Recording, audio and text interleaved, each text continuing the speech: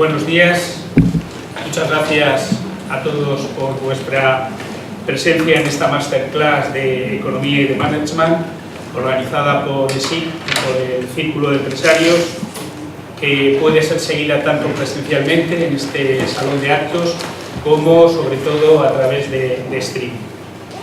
Me llamo Segundo Huarte, soy el director del área universitaria de ESIC y también director del Executive MBA, y os doy la bienvenida a esta sesión que está organizada por ESIC y por el Círculo de Empresarios, como he comentado antes.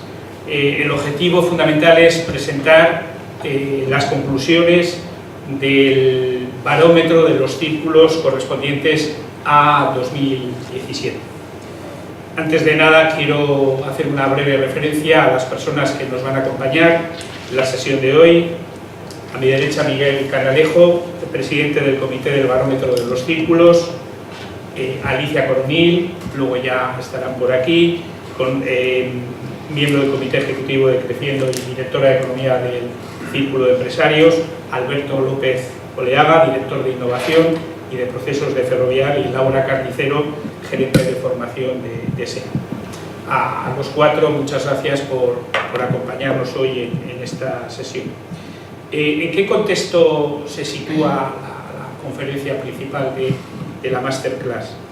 El Círculo de Empresarios, el Círculo de Economía y el Círculo de Empresarios Vascos lleva ya 4 años impulsando el barómetro de los círculos, que es una ambiciosa iniciativa que lo que trata es de proporcionarnos información útil, información actual sobre la competitividad de nuestra economía en el contexto de las economías que nos sirven de referencia, y de alguna manera lo que trata es de identificar nuestras fortalezas competitivas y también de ver cuáles son nuestras deficiencias, aportando una serie de referencias para mejorarlas. Como luego veremos en la presentación de Miguel, el foco del análisis se sitúa en 5 aspectos: dinamismo del mercado, recursos básicos, un apartado especial a los mercados laboral y financiero, el dinamismo empresarial y la contribución de las administraciones públicas. Un tema muy interesante también son buenas prácticas que se recogen tanto de instituciones y empresas internacionales como nacionales. Precisamente las 3 empresas que hoy nos acompañan van a hablar un poquito de sus buenas prácticas. En primer lugar, tendremos la conferencia de Miguel, titulada Conclusiones y recomendaciones del barómetro de los círculos 2017. Lo hemos titulado Aspectos que apuntan al optimismo. Luego tenemos una breve pausa de 15 minutos para tomar un café.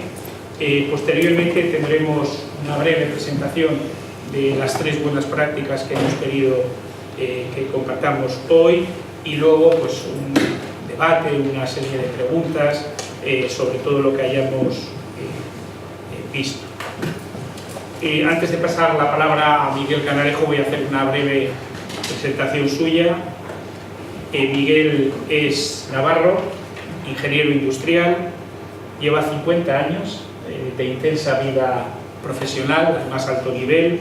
Cito algunas de las empresas en las que ha desempeñado puestos de altísima responsabilidad, como Unión Carbide, Standard Eléctrica, Alcatel. Actualmente es el presidente del Consejo Asesor de Nazca Capital, es consejero de Orange, tiene otros cargos, pero a mí tengo especial cariño a uno de ellos, que es presidente de Bodegas de Pau de la Raíz. Y además es miembro de la Junta Directiva del Círculo de Empresarios. Miguel, cuando quieras. Bueno, muchas gracias, Segundo, y muchas gracias a ESIC por invitarme a presentaros los resultados del barómetro de los círculos 2017. Vengo como presidente del grupo de trabajo que ha coordinado la preparación de este estudio, y quisiera decir 2 palabras sobre lo que es el Círculo de Empresarios, porque tal vez algunos no lo conozcáis. El Círculo de Empresarios es un centro de pensamiento, es un think tank que se preocupa desde el punto de vista empresarial de fomentar la libre empresa, la economía de mercado y el papel del empresario dentro de la economía de mercado. Es un centro de pensamiento que se fundó hace 40 años, este año celebramos nuestro 40 aniversario. Los socios son 200 personas físicas que son CEOs de empresas españolas, las mayores empresas españolas, porque nuestros socios representan aproximadamente el 17% del PIB del país. Y es una entidad totalmente financiada exclusivamente por sus socios y que se preocupa por el largo plazo del país y por el interés general. O sea, no defendemos posiciones empresariales, para eso están otras asociaciones, nosotros defendemos el bien común y proponemos reformas que con su aplicación a largo plazo deberían de redundar en una mejora general del bienestar de nuestros ciudadanos, ¿no? Y en esa línea está enfocado el barómetro de los círculos. El barómetro, como ha dicho Segundo, en primer lugar, es un diagnóstico de la situación competitiva del país, ¿no? Pero es algo más que un diagnóstico, porque pues, además de hacer el diagnóstico, ya os explicaré con qué metodología, lo que pretendemos es proponer reformas, proponer modelos que reduzcan o que solucionen los problemas que ese diagnóstico nos plantea, las debilidades competitivas de España, ¿no? Nosotros hablamos en términos de competitividad. Eso quiere decir que estamos analizando fortalezas y debilidades hoy que harán... esto no ha funcionado.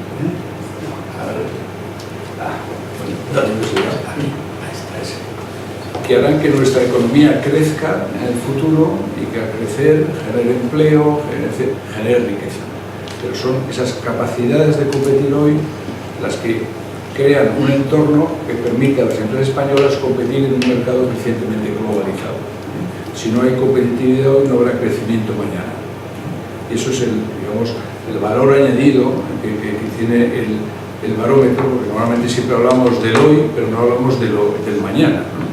Hoy, por ejemplo, hablaremos de una economía que crece con gran pujanza, que crea empleo, pero hay que entender cómo se crece para ver si eso es sostenible a largo plazo. Y eso es lo que pretende el barómetro, en la primera parte, en la parte de diagnóstico. La segunda parte son recomendaciones, muchas de ellas extraídas de lo que nosotros llamamos países ejemplares. O sea, ante cada una de las debilidades que demuestra nuestra economía, nosotros identificamos qué países tienen resueltos esos problemas y cómo lo han hecho, ¿no? Y de ahí viene que todos los años proponemos países con mejores prácticas, ¿eh? Como esta es la cuarta edición del barómetro, pues hemos propuesto más de 50 prácticas de países que han resuelto nuestros problemas con éxito. O sea que ninguna de esas debilidades es insoluble, todo lo contrario. Las soluciones se encuentran en los países de nuestro entorno. A ellas, algunas de ellas me referiré hoy.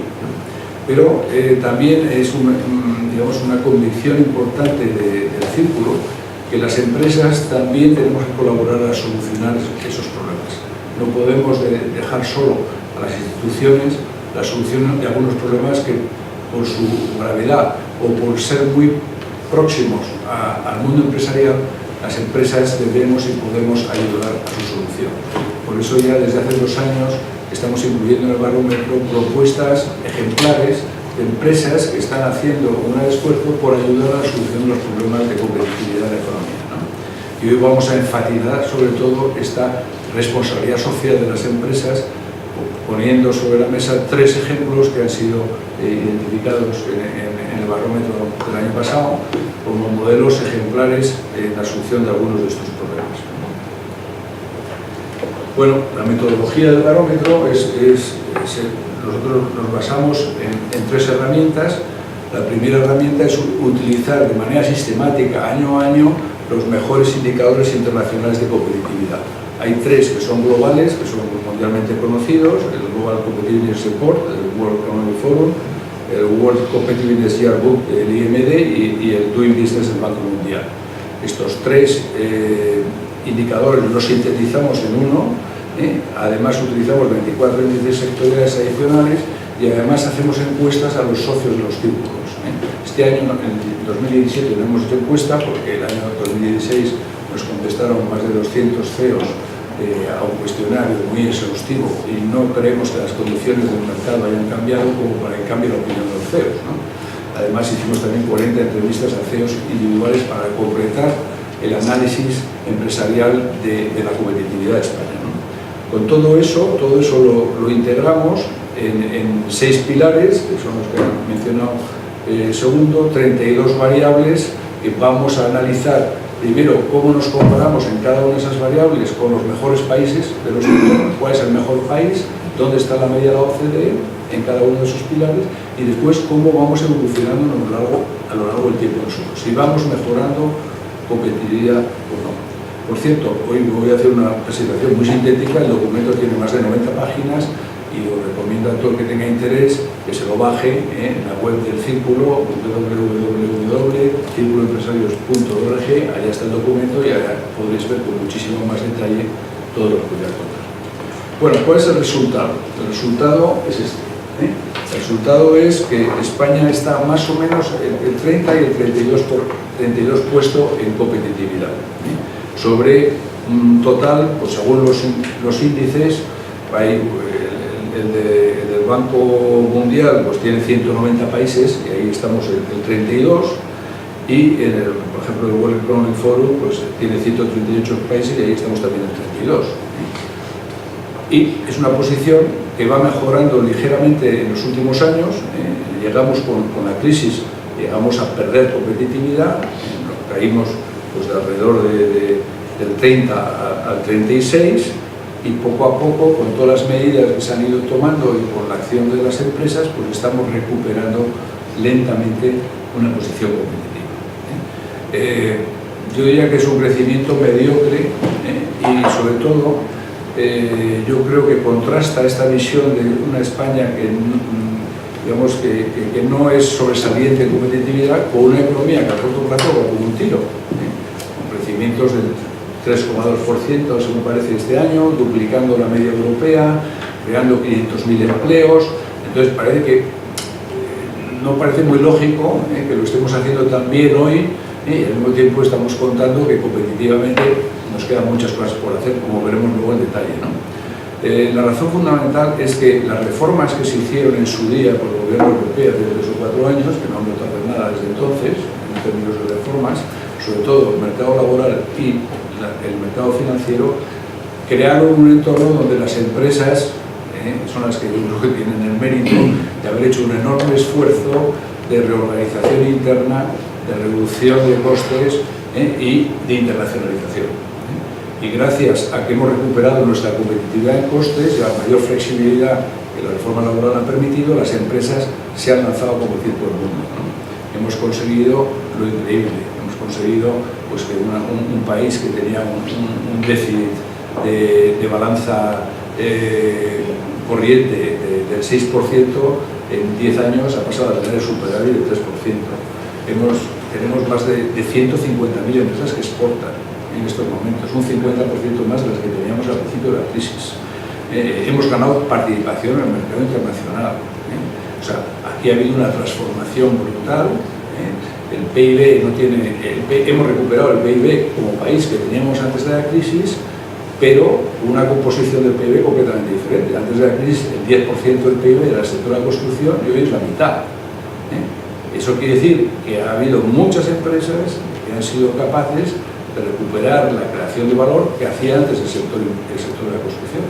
Son fundamentalmente empresas de servicios, porque la industria y la agricultura más o menos tienen el mismo porcentaje del PIB, el 16 y el 2, que tenían antes de la crisis, y lo que ha crecido es el sector servicios. Pero servicios exportadores, servicios de ingeniería, como los que vende Ferrovial por el mundo, por supuesto automóviles, que es nuestro principal sector exportador, bienes de equipo de alta tecnología, pero de alguna manera el país se ha lanzado a conquistar el mundo y ha venido este crecimiento favorecido por elementos exógenos que también tenemos que considerarlos. Hemos tenido el dinero prácticamente a valor cero, no hemos tenido inflación, el petróleo ha estado muy barato, el cambio del dólar al euro ha sido muy favorable para nosotros. O sea, ha habido circunstancias que, unidos a esas reformas y unidos a este enorme esfuerzo empresarial, son los que han producido a corto plazo esta mejora económica. Pero lo que en el barómetro planteamos es que, siendo mucho lo logrado, digamos, las reformas que necesitamos son las que nos hagan competir en otra liga, no competir solamente por costes, sino competir por diferenciación, competir por talento, competir por innovación, ¿no? Y para eso todavía tenemos debilidades importantes que son las que nos muestra el barómetro. Bueno, otro tema importante este año, y tiene que ver también con lo que luego vamos a ver, de la mayor implicación de las empresas en la solución de los problemas, es que por primera vez introducimos unos nuevos índices que hasta ahora no eran considerados en los índices tradicionales de medida de competitividad de los países, que son los llamados índices de progreso social. Vamos a ver, esto lo que de alguna manera el mundo nos está enseñando es que el crecimiento económico, si no está bien distribuido, no es ideal. Porque el crecimiento económico, cuando se producen grandes desigualdades o se produce atentando con la sostenibilidad ambiental, por ejemplo, es insostenible. Y se producen tensiones sociales que al final impiden la mejora de las economías. Entonces, nosotros hemos empezado a introducir el barómetro, pero vamos a profundizar en esta línea más en el futuro, la necesidad de que el crecimiento sea inclusivo y sostenible. O sea, ponerle calificativos al crecimiento. No vale todo para crecer. Hace falta hacerlo de una determinada manera, ¿no? Si queremos mantener una cohesión social. Nos llamó la atención ver, por ejemplo, que Estados Unidos, en los índices tradicionales de competitividad, era el número 5 mundial, cuando nosotros somos el 32. Sin embargo, en sostenibilidad, en inclusión, nosotros somos el 17 y Estados Unidos está peor que nosotros. Y están peor que nosotros en estos índices países como Francia, países como Italia. Porque aquí entran otros elementos a la hora de valorar. Por ejemplo, la salud. España es uno de los 5 mejores países del mundo en términos de la salud de sus ciudadanos. O por ejemplo, la seguridad. O por ejemplo, el medio ambiente, donde también estamos entre los 5 primeros. O sea, hay una serie de aspectos muy importantes que no se valoran en los índices tradicionales de competitividad, pero hay que tenerlo en cuenta a la hora de que esa competitividad sea sostenible en el tiempo. Entonces, afortunadamente, en estos indicadores estamos mucho mejor, lo cual también explica cómo hemos sido capaces de pasar por una crisis como la que hemos pasado, que todavía está ahí, que dura 10 años y que nos ha dejado con 2 millones de parados más que los que teníamos al principio de la crisis, y a pesar de eso la cohesión social no se ha resentido de una manera brutal, porque afortunadamente nosotros tenemos una economía mucho más sostenible que la media. Sobre eso vamos a incidir, porque esto también tiene mucho que decir las empresas, ¿no? Bueno, entonces, en síntesis, hemos recuperado, sí, el PIB que teníamos antes de la crisis, pero lo hacemos con 2 millones de personas menos trabajando, seguimos teniendo 18,6% de paro a finales del 2016, que duplica la media de la eurozona. Tenemos una deuda del sector público que ya es superior al 100% del PIB, que era el 30 y tantos cuando empezó la crisis, y tenemos todavía un Estado que gasta más que lo que ingresa, a pesar de que ha puesto los impuestos a unos niveles francamente altos, ¿no? Eso quiere decir que tenemos que seguir reformando la economía si queremos ser capaces de crecer a este ritmo o más y ir pagando las secuelas de la crisis que están ahí, que es una mochila muy pesada que llevamos encima de nuestras espaldas. Bueno, dicho esto, ¿qué dice el barómetro ya en términos de fortalezas y debilidades, ¿no? Cuando las fortalezas, reconocidas tanto por los índices internacionales como por nuestros empresarios, por nuestros CEOs, son muy claras. Primero, la localización geográfica. Tenemos la suerte de estar en Europa, que es probablemente el espacio económico más importante del mundo, o de los más importantes, y además tenemos un pie en América Latina por nuestro idioma, por nuestra cultura, que nos hace todo esto ser una plataforma ideal para exportar en una dirección y en la otra. Segundo fortaleza, somos la 14ª economía del mundo. O sea, nosotros solos somos una economía muy importante, somos un mercado muy importante. Tercero, bueno, accesos a otros mercados, está relacionado con la localización geográfica. Costos laborales, los costos laborales como consecuencia de las reformas se han mantenido o se han reducido incluso en algunas empresas, con lo cual hoy en términos de costos laborales unitarios estamos donde estábamos en el año 2000, en términos comparados con Alemania. O sea, hoy podemos competir en costes. Ya he dicho que esto no es, digamos, algo que a largo plazo nos vaya a, digamos, a dar más fuerza, porque yo creo que está agotada esta variable, pero para muchas empresas hoy, por razones que luego comentaremos, los costes laborales siguen siendo fundamentales para competir, ¿no? Las infraestructuras, como veremos ahora, es una de las grandes fortalezas del país, y la cualificación de la mano de obra también se considera por los indicadores como una fortaleza, y el idioma. El idioma es español, hay un índice por ahí interesante que se llama el Language Power Index, es decir, el poder económico que tienen, y diplomático, que tienen los idiomas, ¿no? Y salimos el cuarto, ¿no? Después del inglés, del mandarín y del francés. Como el índice lo ha hecho el INSEAD, pues seguramente el francés no lo ha puesto por delante. Pero bueno, el idioma es una gran, digamos, un gran valor competitivo que tiene España, ¿no? Y estas son las, digamos, las grandes fortalezas que salen, ¿no? Cuando vamos viendo cada una de los pilares, en infraestructuras salimos el 12 de 138, o sea, es la mejor posición que tenemos en cualquiera de los pilares. En esta síntesis, por un lado veréis a la izquierda la posición de España dentro del ranking, y luego cuáles son los 5 países que ocupan las mejores posiciones. En el centro lo que veis es, en ese rombo, son las distintas infraestructuras. Nosotros somos las líneas rojas y la media de la OCDE es la línea azul. Como veis, pues estamos en todo mejor que la OCDE, o sea, en todo, en electricidad, en telefonía, en ferrocarriles, en puertos, en aéreas, carreteras, en todo, estamos de los mejores, ¿no? Y a la derecha lo que ponemos, extractamos de las 135 recomendaciones que hacen los círculos para mejorar la competitividad del país, he extractado 5 en cada una de los pilares, ¿no? No las voy a contar todas, pero aquí, por ejemplo, como tenemos una situación óptima, seguramente hay que invertir en otras cosas, pero en el mundo de las infraestructuras, la demanda o la recomendación que hacen nuestros CEOs es que haya una planificación a largo plazo. El problema es que España es muy pendular, o sea, cuando el presupuesto lo permite se hace una gran inversión, se ha hecho una gran inversión en el pasado, ahora como el presupuesto está como está, no se hace una inversión. Entonces, toda la experiencia de los grandes países como Francia, como Inglaterra, como Holanda, son las mejores prácticas que proponemos en infraestructura, todos planifican a largo plazo, y todos lo hacen en colaboración con la empresa privada. Y esa es una recomendación fundamental, ¿no? Otra es la interconexión de infraestructuras. Y por ejemplo, todo este problema que tenemos en los puertos ahora nos crea un gran problema al conjunto de la industria exportadora, y facilitar la interconexión entre puertos y ferrocarril es uno de los temas fundamentales cada futuro. Pero en general, infraestructuras, muy bien. Educación, bueno, aquí ya es diferente. Educación no es de las peores variables, estamos de 31 de 138 países. Veis que, por ejemplo, en la calidad de escuela de negocios estamos muy por encima de la media, pero sin embargo hay otras áreas donde tenemos debilidades importantes, ¿no?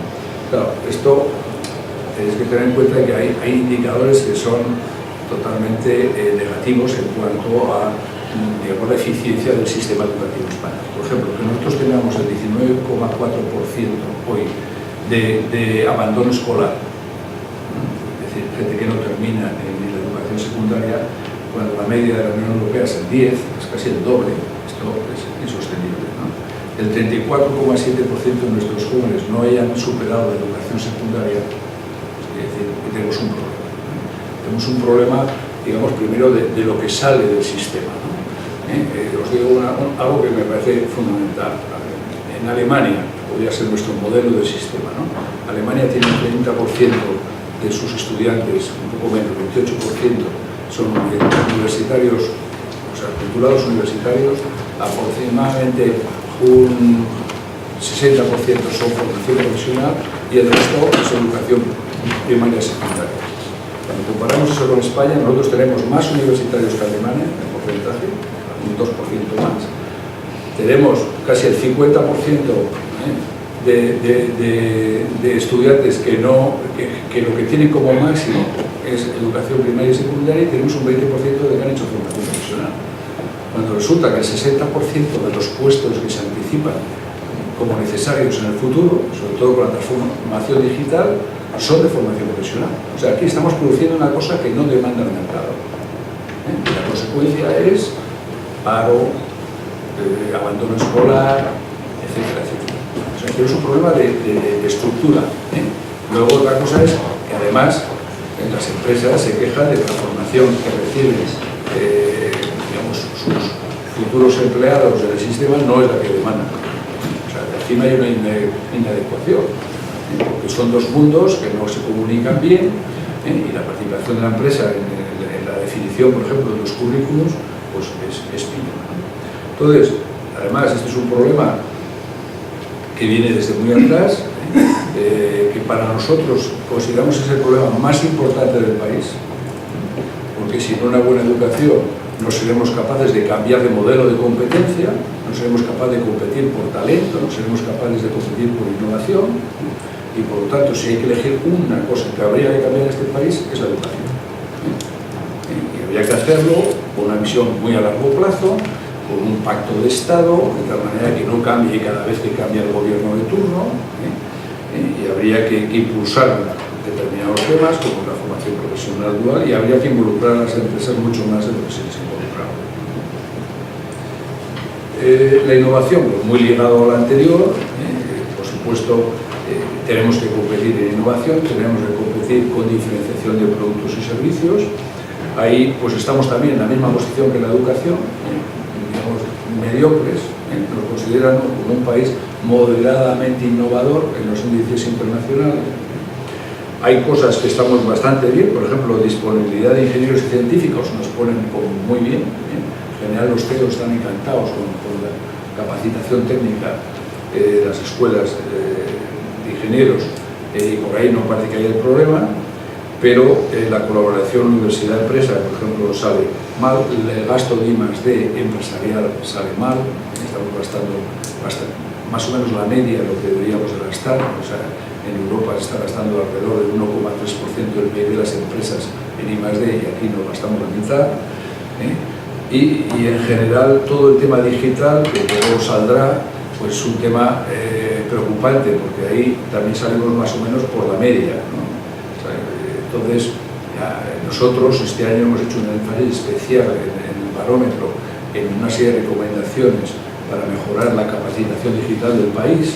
Hemos propuesto que se considere el tema de digitalización como un tema muy importante que se lleva también a nivel de un pacto de Estado, como en Finlandia han hecho para hacer un plan a largo plazo que implique todo, que implique la educación, que implique a las empresas, que implique a la administración, y que no se haga una sola ley en España que no tenga en cuenta el impacto que eso supone desde la digitalización.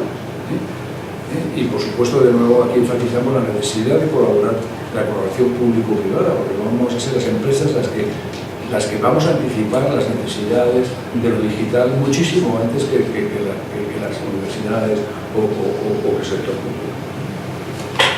Bueno, mercado laboral, esta es el área que más ha mejorado, pero a pesar de todo seguimos el 69 de 138, y hemos ganado 50 puestos desde el primer barómetro al de hoy. O sea, estamos en una situación catastrófica, es la que justifica pues, todo lo que he dicho antes, ¿no? El nivel de paro, el paro juvenil, el paro estructural, el 50% de los parados están estructuralmente parados. Entonces, no podemos quedarnos con lo que tenemos que seguir profundizando en la reforma del mercado laboral. Y sobre todo hay temas como el paro juvenil que es insostenible. O sea, esos niveles de paro juvenil a mí me parece, imposible de mantener a medio plazo. Entonces, nosotros aquí tenemos un montón de recomendaciones, pero yo diría que lo que más nos preocupa es todo lo que es negociación colectiva, porque claro, al final competimos en base a productividad, y la productividad hay que negociarla empresa a empresa. No se puede pactar incrementos salariales, que es lo que deberíamos de hacer seguramente, subir salarios de manera generalizada. Hay empresas que sí lo pueden hacer, porque han mejorado su productividad y parece lógico trasladar esa productividad a salarios, y otras en cambio que están compitiendo y sobreviviendo simplemente por costes, ¿no?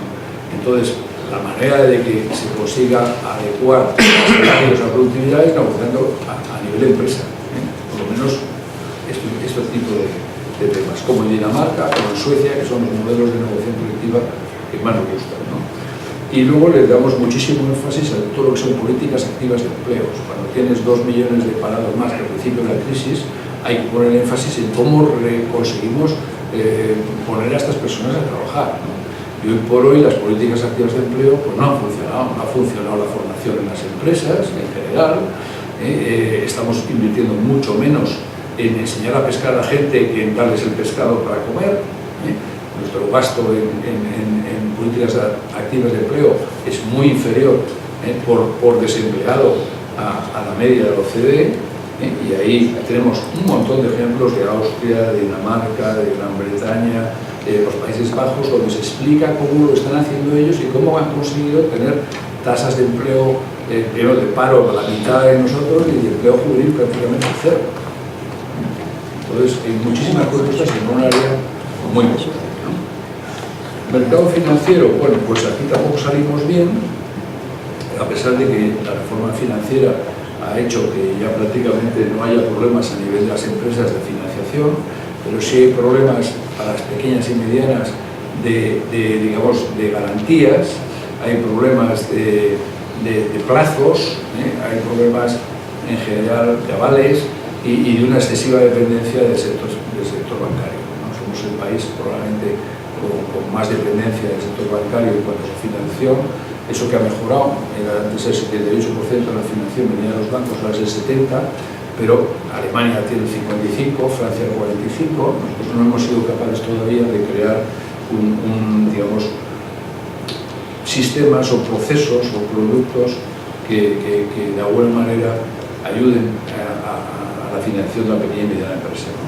Y luego tenemos una lacra hasta ahora que no hemos sido capaces de resolver, que es el que a pesar de que existe una ley, no se cumple, es la ley de condiciones de pago a las empresas. Esto afecta sobre todo a las pequeñas empresas, ¿no? Nosotros, las administraciones públicas en España pagan de media 103 días, en Alemania 19 días y en Gran Bretaña 24 días. Y las grandes empresas 70 días en España, 17 días en Alemania. Entonces, esto es un tema que tenemos que resolver también. Y también damos una serie de ideas sobre esto. Bueno, el dinamismo empresarial tiene todo que ver con cómo las empresas emprenden, cómo las empresas se adaptan al mercado. Aquí, bueno, estamos mejor, pero aquí tenemos algunos problemas, ¿no? Algunos que no dependen de las empresas, como por ejemplo las barreras regulatorias. O sea, desgraciadamente en los índices aparecemos como uno de los peores países en términos de burocracia, ¿no? Somos el país 124 de 140 países en burocracia. Aquí para crear una empresa hacen falta 12 días y 1.000 euros. En Nueva Zelanda hace falta un día y 100 euros. Es la número uno, claro, en burocracia, ¿no? Bueno, entonces también aquí tenemos un montón de ideas de cómo podríamos mejorar esto, ¿no?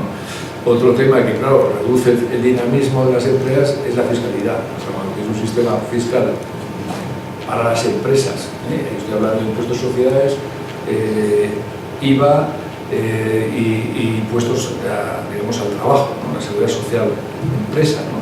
Todo esto está en índices, estamos en los niveles más altos del mundo. De hecho, somos en un índice especial de competitividad internacional en fiscalidad, somos el 27 de 35 en estos momentos. Entonces, claro, todo eso significa que estás retirando recursos al emprendedor, al empresario, y reduce el dinamismo empresarial. Por tanto, seguimos reclamando una reforma fiscal, ¿no? Completa.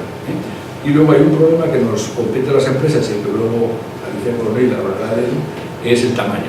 Nosotros tenemos un tejido empresarial muy pequeño, el 99,5% de las empresas tienen menos de 50 trabajadores y el 95% menos de 10 trabajadores. Entonces, con esa dimensión, pues la productividad es baja simplemente por el tamaño, y cuando tienes empresas pequeñas no puedes innovar, no puedes exportar, no puedes asumir riesgos, no puedes contratar profesionales. es una limitación muy importante que luego discutiremos. Tenemos también propuestas de cómo resolver esto, pero aquí creo que también a las grandes tenemos que ayudar, ¿no? Y finalmente el último pilar es el que sale peor, es el de las contribuciones de las administraciones públicas, ¿no? Aquí, claro, nos valoran el déficit público, ¿no? Claro, nos valoran el funcionamiento de las instituciones, como por ejemplo la justicia. Justicia salimos el 94 de 144 países. Valora en los índices la ética y la corrupción. Hemos perdido un montón de puestos en ética y corrupción, porque ética y corrupción tienen que ver con competitividad. Evidentemente, aquí ganan los malos, perjudicando a los buenos, y por lo tanto, aunque todavía somos el 41 de 176, o sea que en esto no hay nadie que sea perfecto, pero nuestra posición se está deteriorando también de una manera importante, ¿no? Y en general, en todo esto de las administraciones públicas tenemos un montón de recomendaciones que van desde el cambio de la estructura. Es decir, aquí tenemos 17 autonomías, 8.000 ayuntamientos, 52 diputaciones, todos haciendo más o menos lo mismo. O sea, esta estructura es demasiado pesada y habría que modificarla. Hay que mejorar la gestión de lo público haciéndolo más parecida a la gestión de lo privado. Hay que fomentar temas horizontales en toda la administración, como la transparencia, como la evaluación, como la rendición de cuentas. Hay que luchar contra la economía sumergida, porque no va tanto de subir impuestos, que ya no se pueden subir, lo que hace falta es que todo el mundo pague. Y hay que mejorar de nuevo la colaboración público-privada, porque hay muchísimas cosas que, siendo, digamos, prestaciones obligatorias, se pueden prestar más eficientemente desde la empresa privada.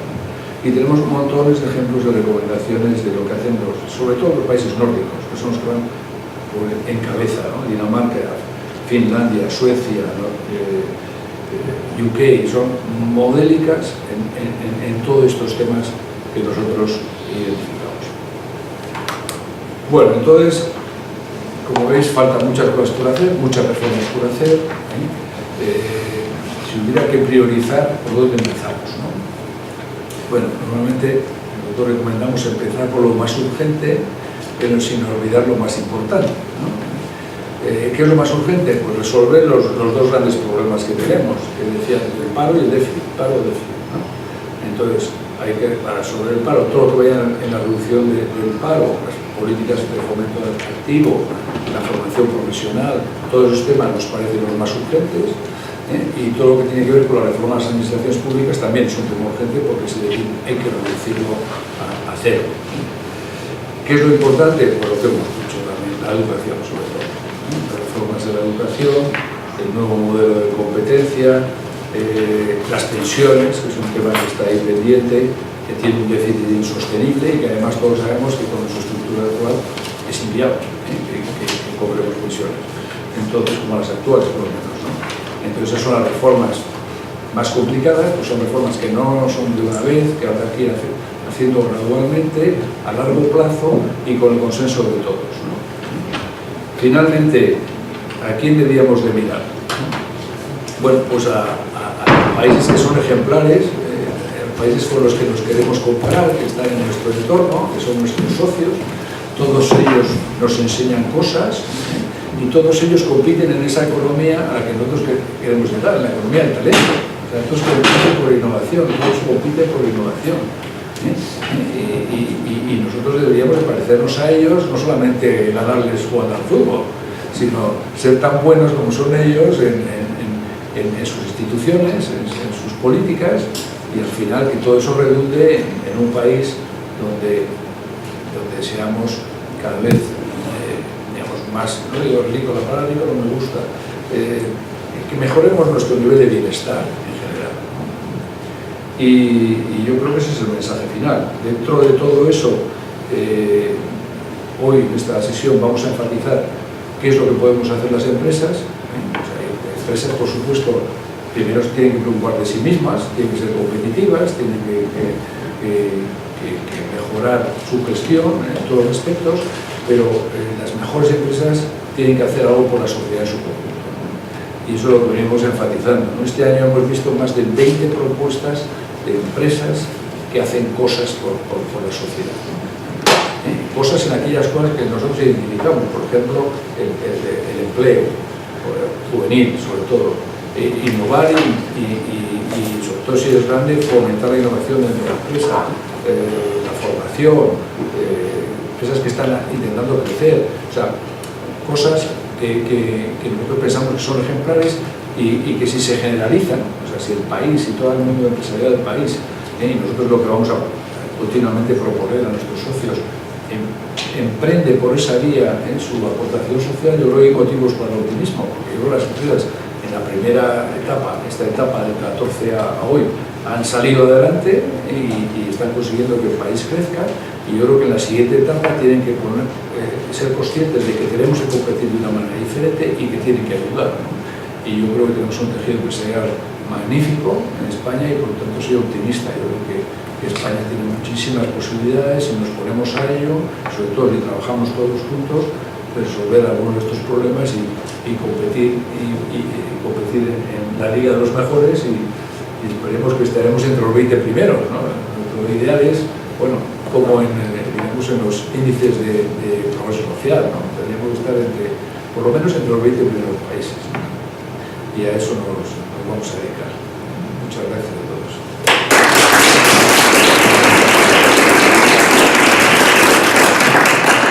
Vamos a cambiar un poco, agradecer en primer lugar a Miguel su presentación, su mensaje final y positivo. Vamos a cambiar un poco el orden del día que estaba previsto y lo que vamos a hacer es seguir ahora, precisamente para enlazar con las conclusiones de Miguel, vamos a hablar de las buenas prácticas de estas tres empresas que nos acompañan y luego haremos un pequeño debate, luego preguntas y al final dejamos el café que estaba previsto, acabamos un poquito antes y así si alguno de vosotros tenéis prisa, pues al final hacemos el café, si os parece. Voy a pedir a Alicia, a Laura y a Alberto que nosotros seguimos aquí, que nos acompañen.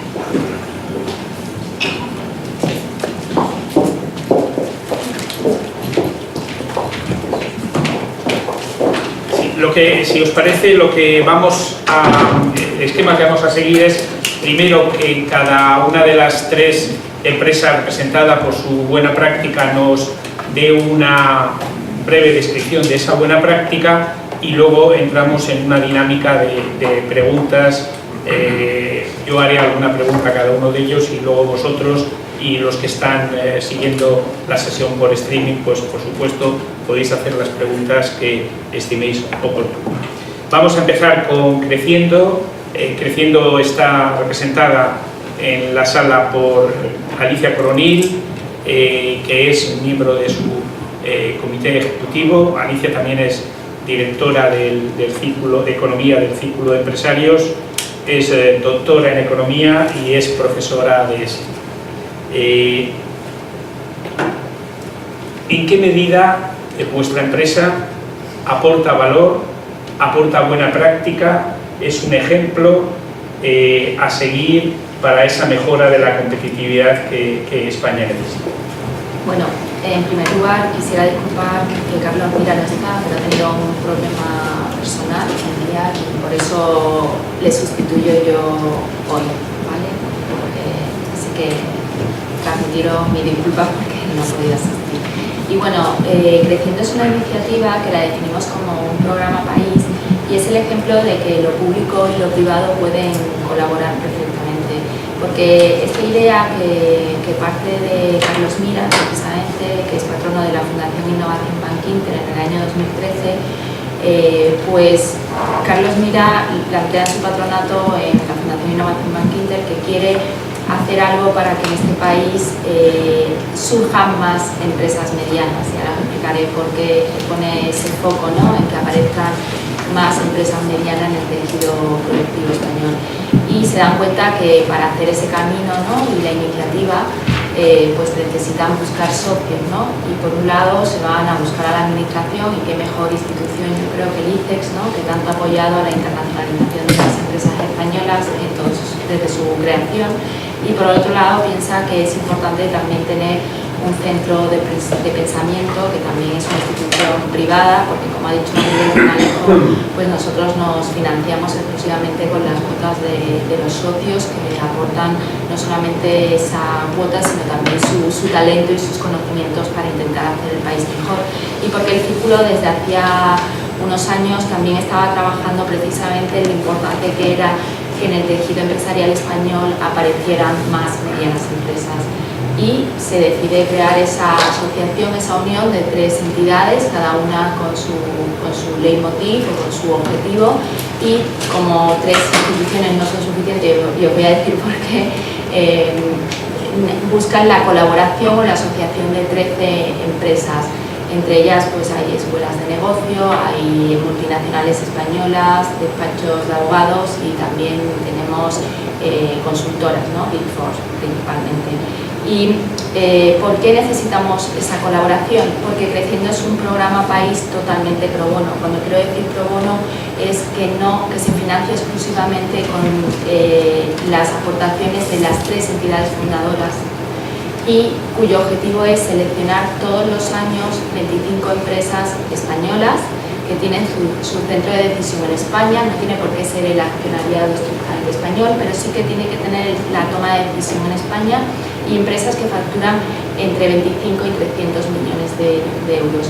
Y esas empresas cada año entran en nuestro programa y se les da una serie de talleres, seminarios, intercambian experiencias entre ellas, realizamos eventos, unas veces abiertos, otros cerrados exclusivamente para los CEOs, donde intentamos transmitirle lo importante que es que tengan mayor vocación para el crecimiento, a crecer, y a explorar nuevas formas de organización o de internacionalización, compartir esa experiencia, que una vez que tengamos esos conocimientos, traspasarlos a la sociedad. Es decir, actualmente en España habrá 3.000 empresas que facturan a partir de 50 millones y es imposible que desde Creciendo podamos llegar a todas ellas, pero sí que podemos crear un know-how, un conocimiento que a través de otros medios, ¿no? Como pueden ser eventos o la página web, que la estamos alimentando con papers, con vídeos, con presentaciones, pues que otras empresas puedan tener acceso a ese conocimiento.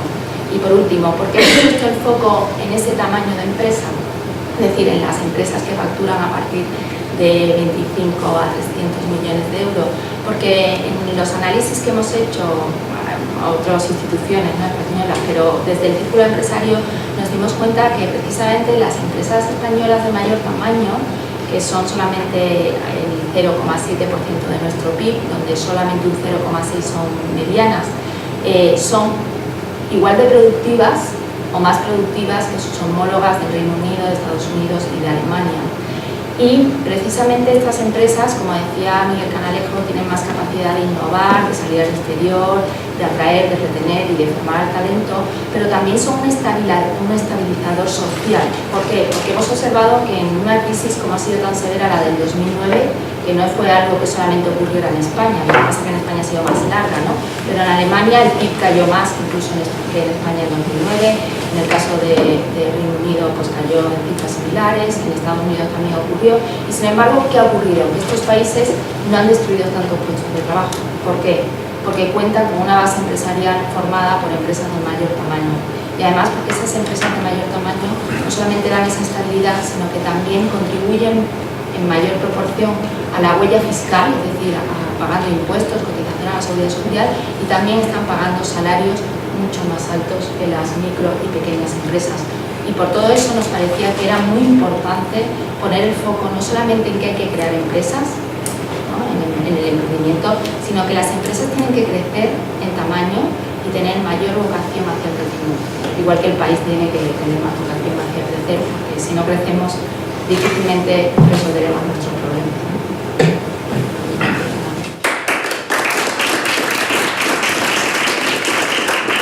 Muchas gracias, Alicia. Ahora vamos a pasar la palabra a Alberto López Oleaga. Alberto es ingeniero industrial. Hoy aquí tenemos en la mesa 3 ingenieros industriales. La importancia de la ingeniería, de lo cuantitativo, de los números, de los datos.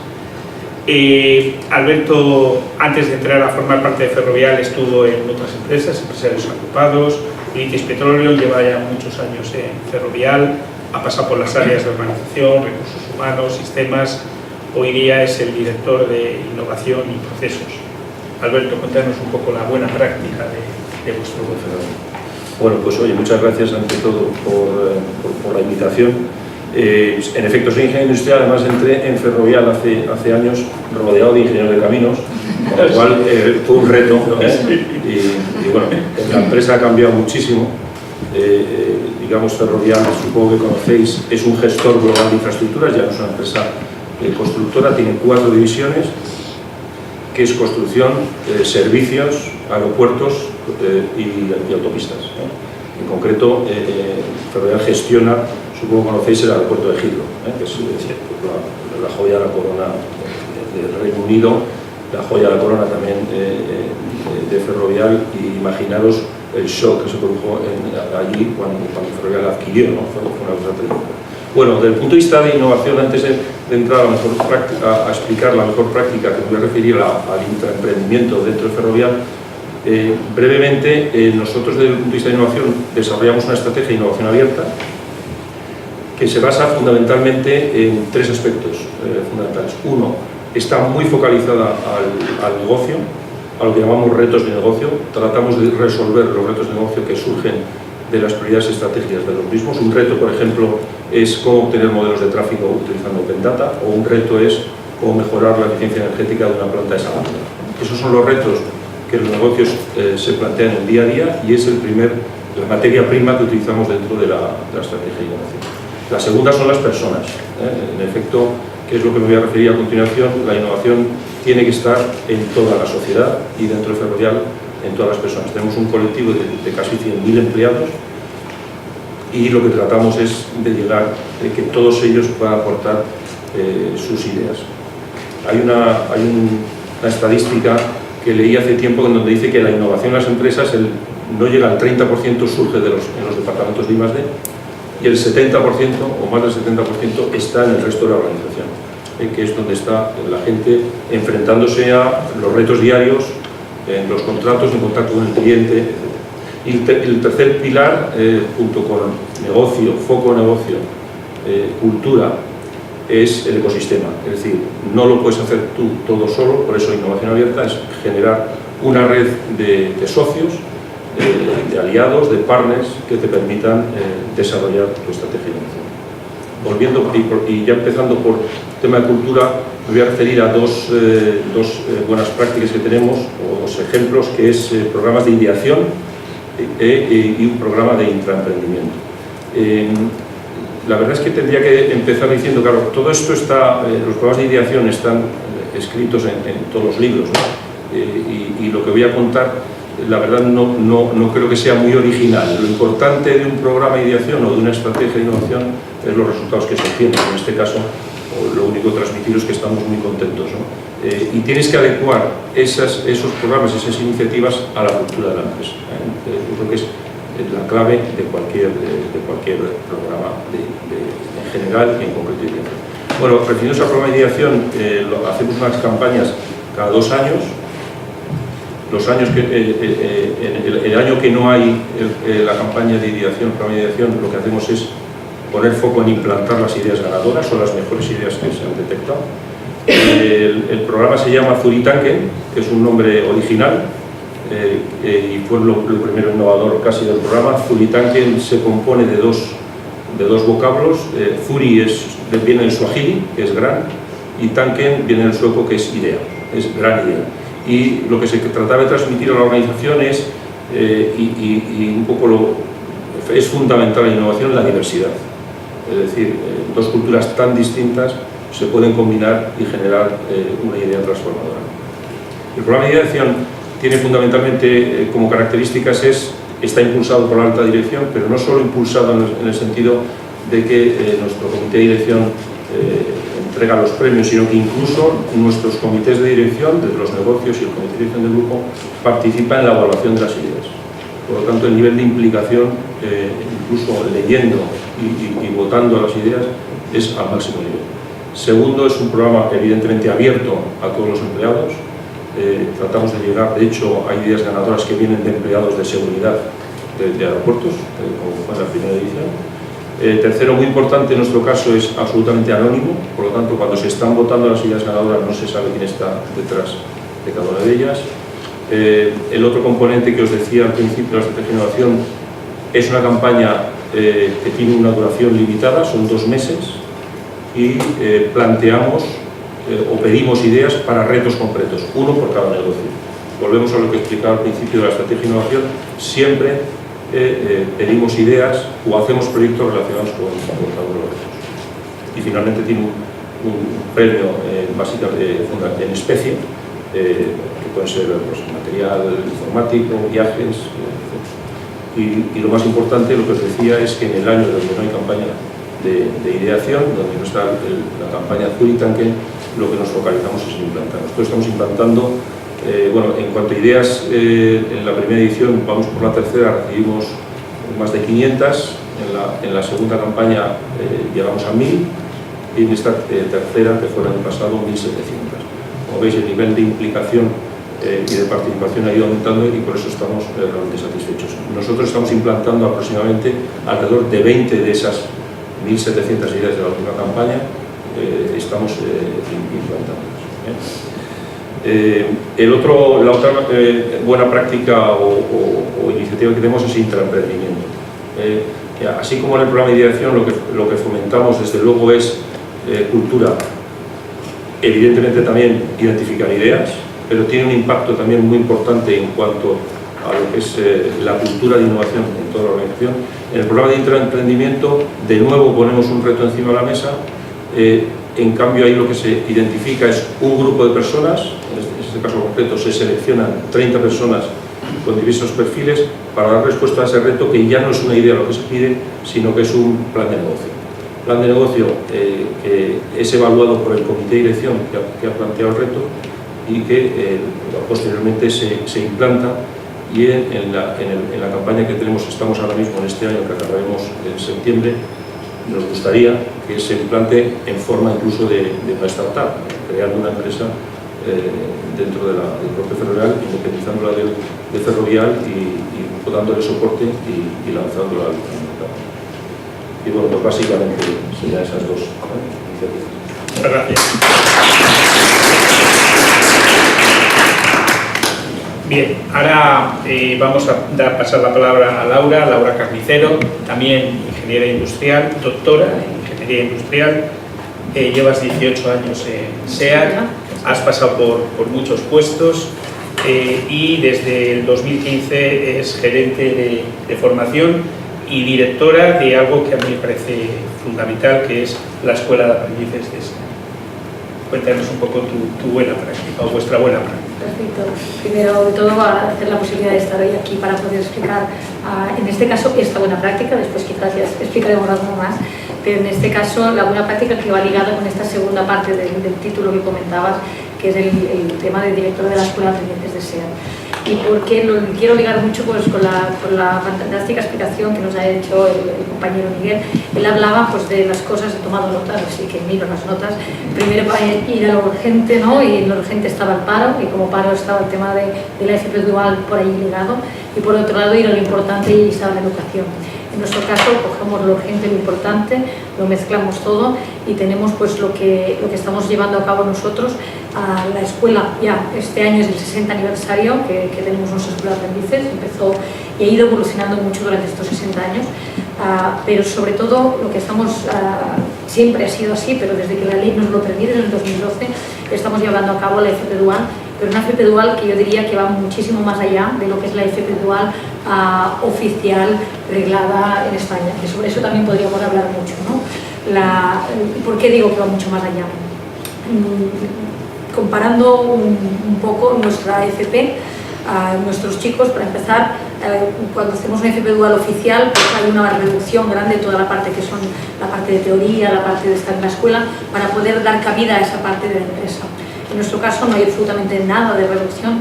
Nosotros hacemos, cuando en una escuela normal harían unas 2.000 horas, en 2 años nosotros estamos 4.600 horas, más de 4.600 horas, entre porque tenemos íntegramente toda la parte previa tan importante de conocimientos. Somos escuela y somos empresa, que eso es fantástico, que vaya totalmente alineado a lo que realmente es necesario. Ahora, por ejemplo, que nos ponemos con cosas de Industria 4.0, pues por supuesto que nuestros contenidos formativos ya están todos migrando hacia allí. Y nos permite, tenemos esa parte que no reducimos nada, pero tenemos una parte grandiosa en lo que es la empresa. Y esa parte grandiosa de la empresa, que son más de 2.600 horas, está basada en no, como pasa muchas veces también en la FP Dual, que se junta un poco pues, la empresa y la escuela y llegan a la empresa y allí están los chicos o chicas y van haciendo pues, sus prácticas como pueden, sino con una seguridad detrás, con tutores formados por la Cámara de Comercio Alemana.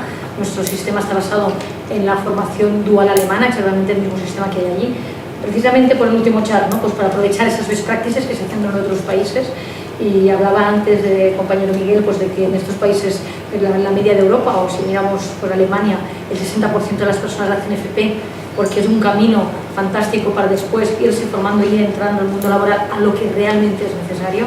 Pues nosotros cogemos esa best practice y la adaptamos a lo que podemos hacer con la legislación española, que es hacer lo que la legislación española nos permite ir muchísimo más allá.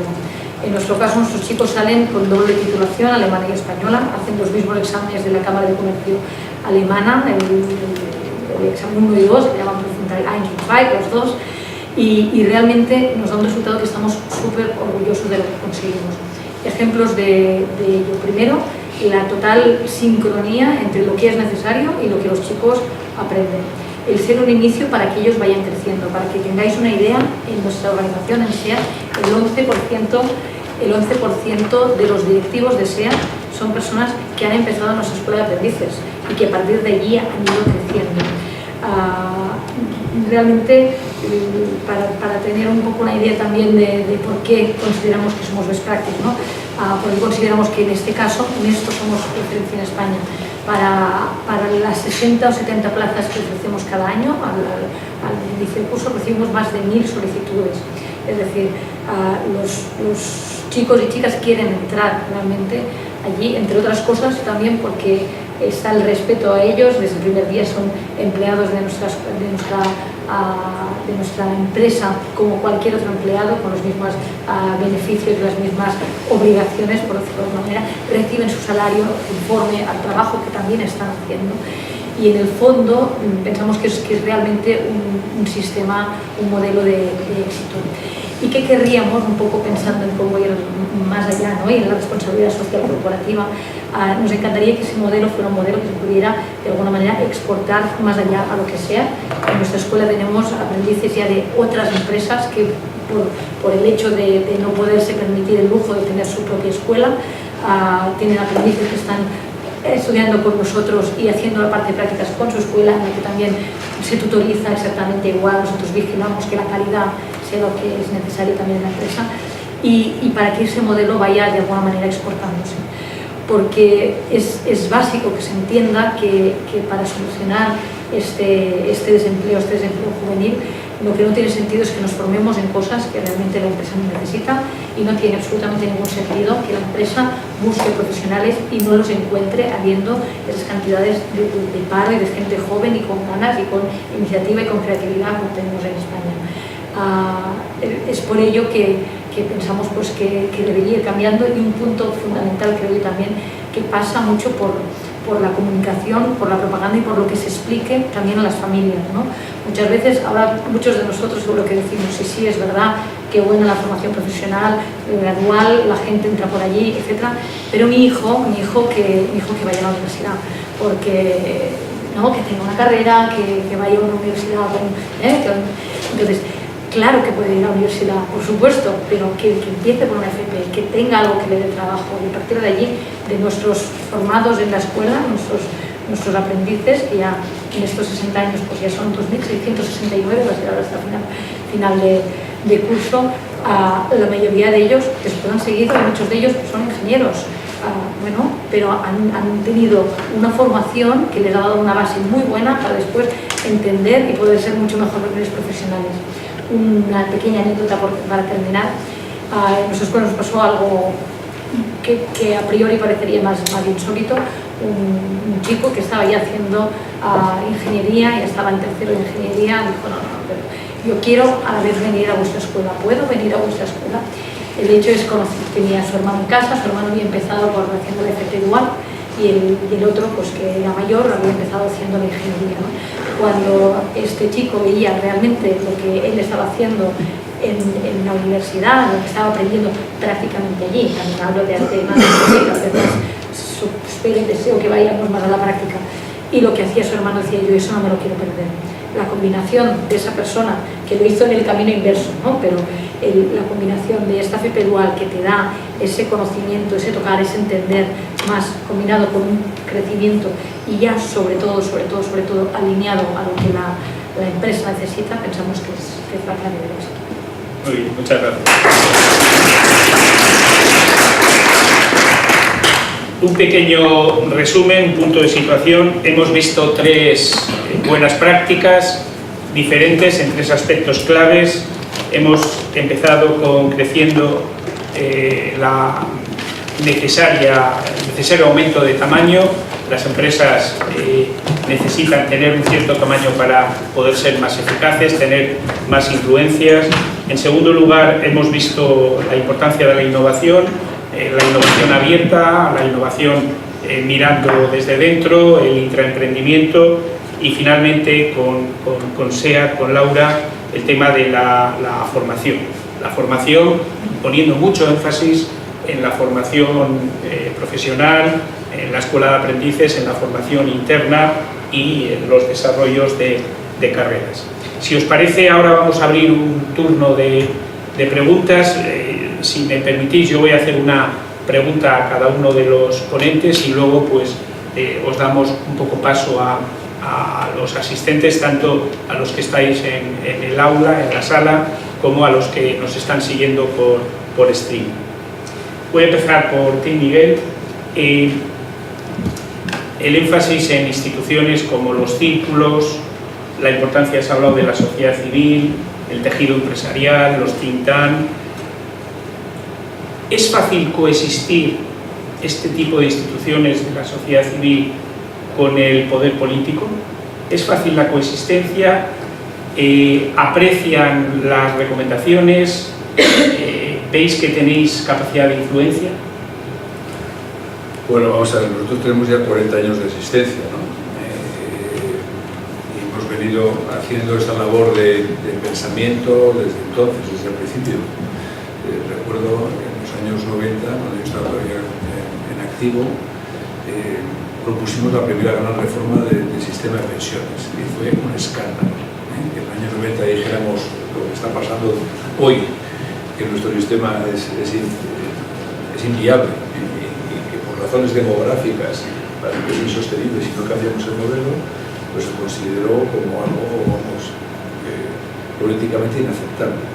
Pero nosotros, bueno, eso es nuestro estilo. Nosotros siempre decimos cosas que políticamente son incorrectas porque llevan la contraria al pensamiento dominante, pero las decimos muy a tiempo y las dicen los que yo creo que son los grandes protagonistas de la economía. O sea, hasta el final, en una economía libre de mercado, el agente más importante es el empresario. Y si los empresarios no podemos opinar sobre el empleo, ¿quién va a opinar sobre el empleo? Si no podemos opinar sobre la educación, ¿quién va a opinar sobre la educación? O sea, es que es nuestra obligación. Yo creo que el gran problema que tenemos en general los empresarios es movilizarnos. Porque no ocurría esto hace 60 años cuando empezó SEAT con sus escuelas de aprendizaje. Cuando yo empecé a trabajar, es que teníamos que formarnos a los empleados, porque no venían formados de nada, no había escuelas de formación profesional. Entonces, me acuerdo de mi primer trabajo, ir a los salesianos en Pamplona a seleccionar al personal, porque eran entidades privadas o las propias empresas las que nos formamos a la gente. Luego, ¿qué ha pasado? Que afortunadamente la sociedad se ha estructurado, se ha institucionalizado y ha creado instituciones públicas que han hecho esto mal que bien, ¿no? Y los empresarios pues se han olvidado del tema, han pensado que la universidad ya, antes teníamos 17 universidades, hoy tenemos 70, o sea, que me los formen, que para eso pago yo mis impuestos. Esto yo lo he oído en la Junta Directiva del Círculo. Cuando planteas este mensaje de que nos tenemos que implicar, hay quien dice, oiga, yo pago mis impuestos, aquí me los den formaditos. Y las grandes empresas, afortunadamente, los pueden seleccionar. O sea, las empresas del círculo no tienen problemas el 17% del PIB, y las empresas grandes cogen a los mejores titulados de las universidades y tienen sus programas internos de formación o de lo que sea, pero el problema es que nosotros tenemos que pensar en el país, y el país son esas empresas de menos de 10 trabajadores, que es el 95% que emplea el 65% de las personas. Y entonces, si nos limitamos a ser gran empresa y a tener éxito, pues muy bien, pero no es suficiente, ¿no? Entonces, nosotros cada vez más estamos predicando a los políticos, y muchísimas de estas reformas van a los políticos, pero cada vez más van a los empresarios y a los grandes empresarios, que son nuestros socios. Porque los políticos, la verdad, es que somos un poco pesimistas. Así como en la segunda parte soy optimista, en la primera soy totalmente pesimista por la situación. Porque ves lo que pasa en el Congreso y, bueno, ¿cómo se van a poner de acuerdo estos señores en una ley de educación? Si en 40 años ha habido no sé cuántas y cada vez que hay un cambio de signo se cargan la anterior, sabiendo, porque tienen los mismos datos que nosotros, que el sistema no funciona. Y son incapaces de ponerse de acuerdo. Entonces hay que ser pesimista. No veo que haya un cambio de estilo, no es gobernar, es un estilo de avanzar en una serie de cosas fundamentales sobre las cuales no hay debate político. El debate político se limita a otras cosas que son más coyunturales. No veo que eso vaya a cambiar en el próximo futuro.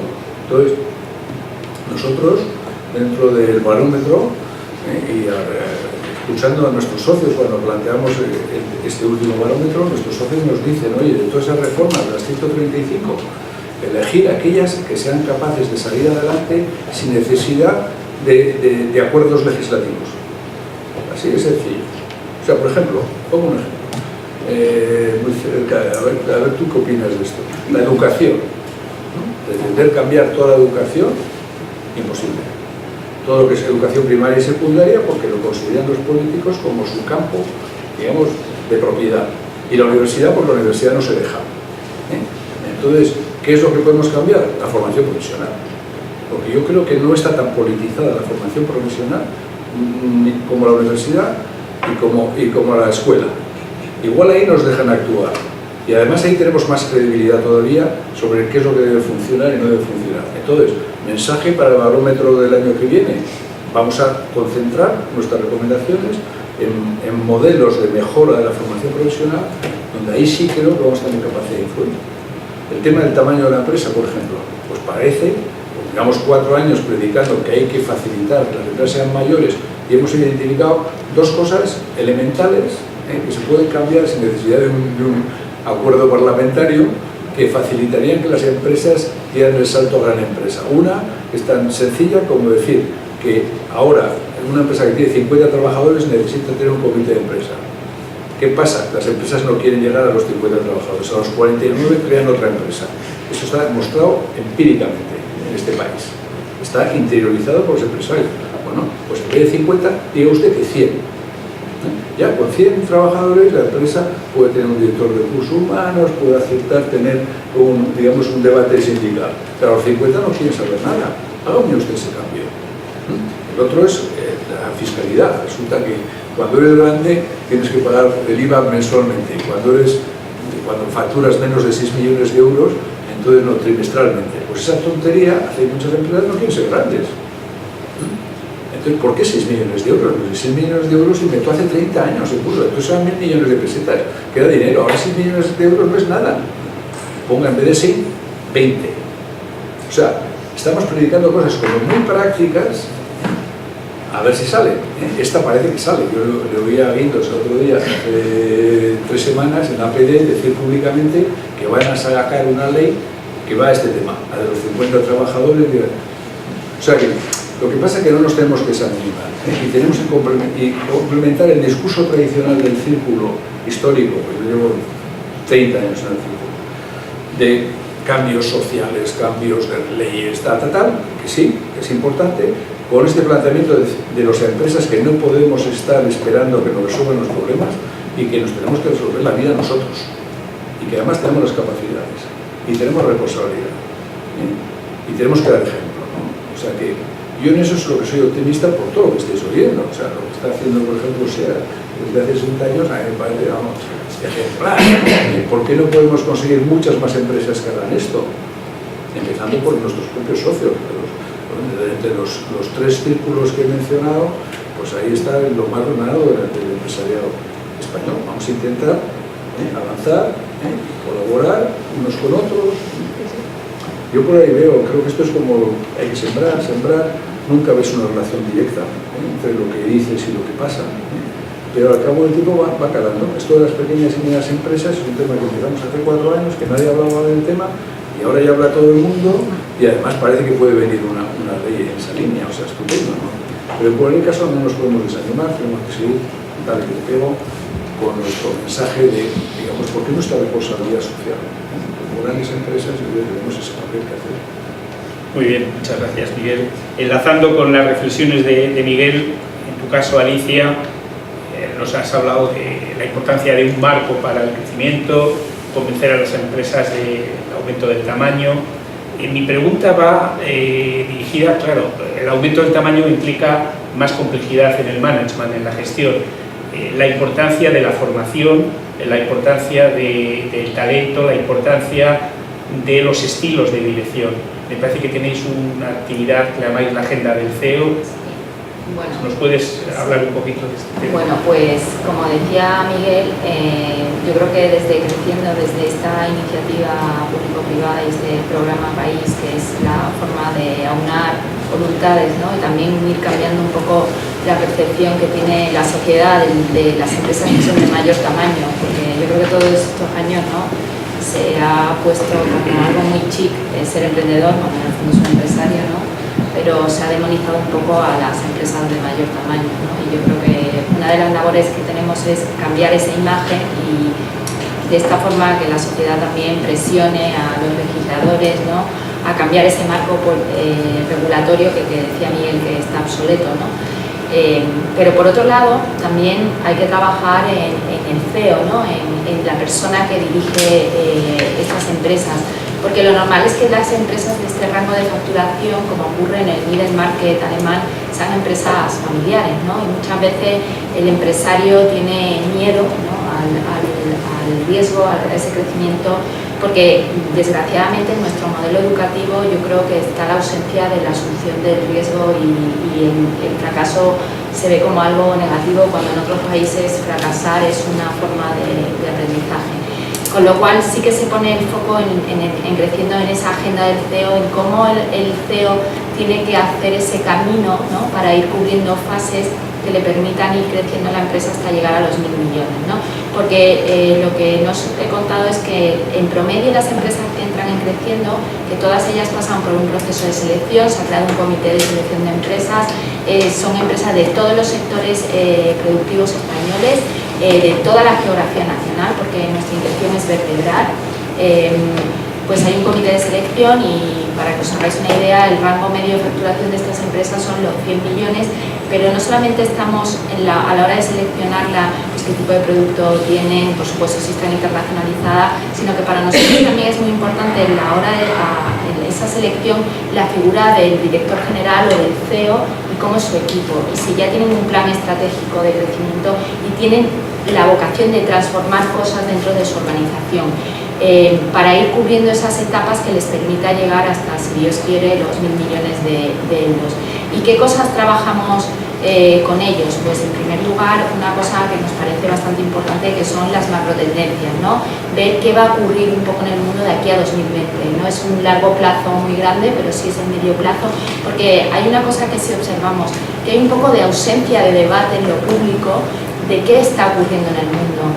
No vemos ese tipo de debates, ¿no?, en el día a día.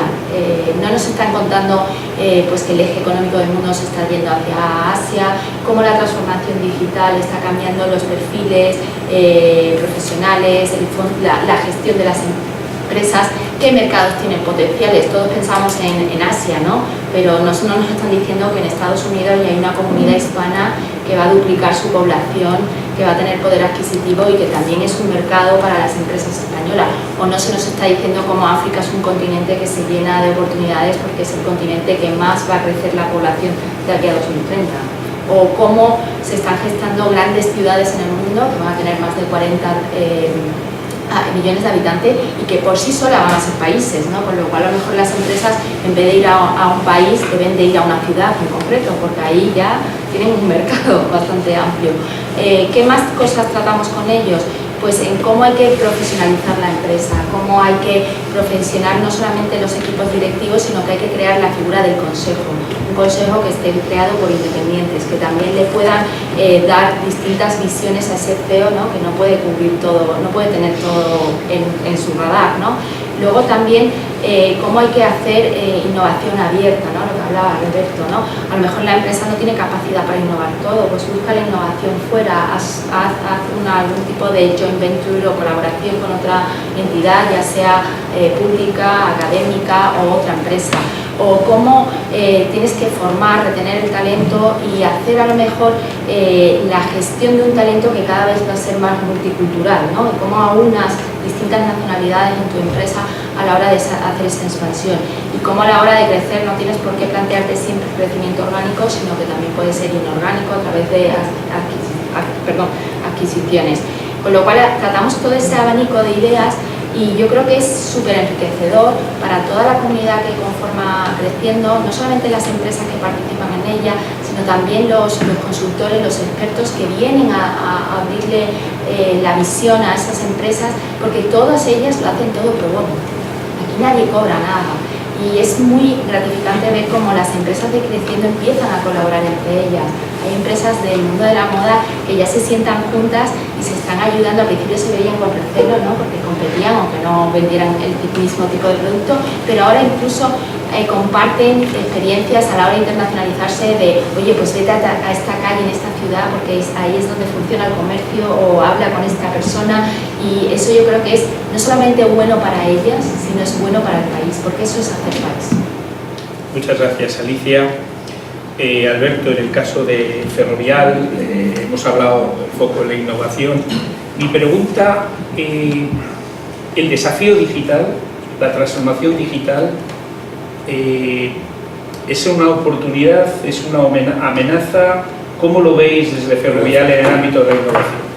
Bueno, es las dos cosas, ¿no? Es una amenaza, y es una oportunidad, ¿no? Os he explicado brevemente lo que es Ferrovial. Desde el punto de vista de responder a la pregunta, diría dos características de nuestra empresa. Nosotros gestionamos activos, gestionamos el ciclo completo de un activo o de una infraestructura, es decir, hacemos el diseño, la financiación, la construcción, la operación y el mantenimiento. Por lo tanto, tenemos miles, millones de activos en distintos países.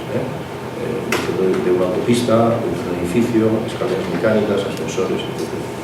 Por lo tanto, luego tenemos una plantilla, os decía, de 100.000 empleados en movilidad, un porcentaje muy importante, un volumen, por ejemplo, de flota. Y la otra característica es que somos una empresa B2B2C, es decir, nuestros clientes normalmente es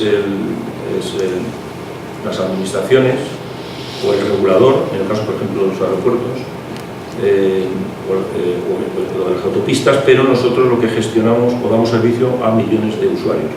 En Heathrow hay 75 millones de pasajeros al año, en las autopistas, en la 407 de Toronto hay 250.000 vehículos diarios, en las ciudades que hacemos el mantenimiento, la limpieza, la recogida de residuos hay millones de usuarios. ¿Por qué os digo todo esto? Porque el mundo digital, la revolución digital, las tecnologías digitales, primero, desde el punto de vista de gestión del activo, nos permite tener nuestros activos, nuestra flota, nuestra plantilla sensorizada, localizada en tiempo real, lo cual nos permite pues, optimizar el mantenimiento, por ejemplo, detectar anomalías con antelación, en definitiva, optimizar los costes. Y desde el punto de vista de nuestros clientes, lo que nos permite, que es lo más importante del programa que tenemos de innovación digital, es generar nuevas oportunidades de negocio.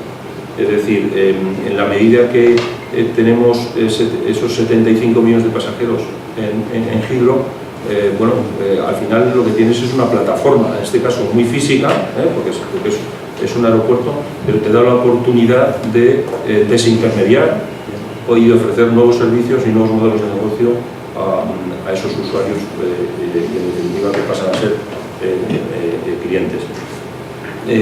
Por lo tanto, es una amenaza, hay nuevos jugadores.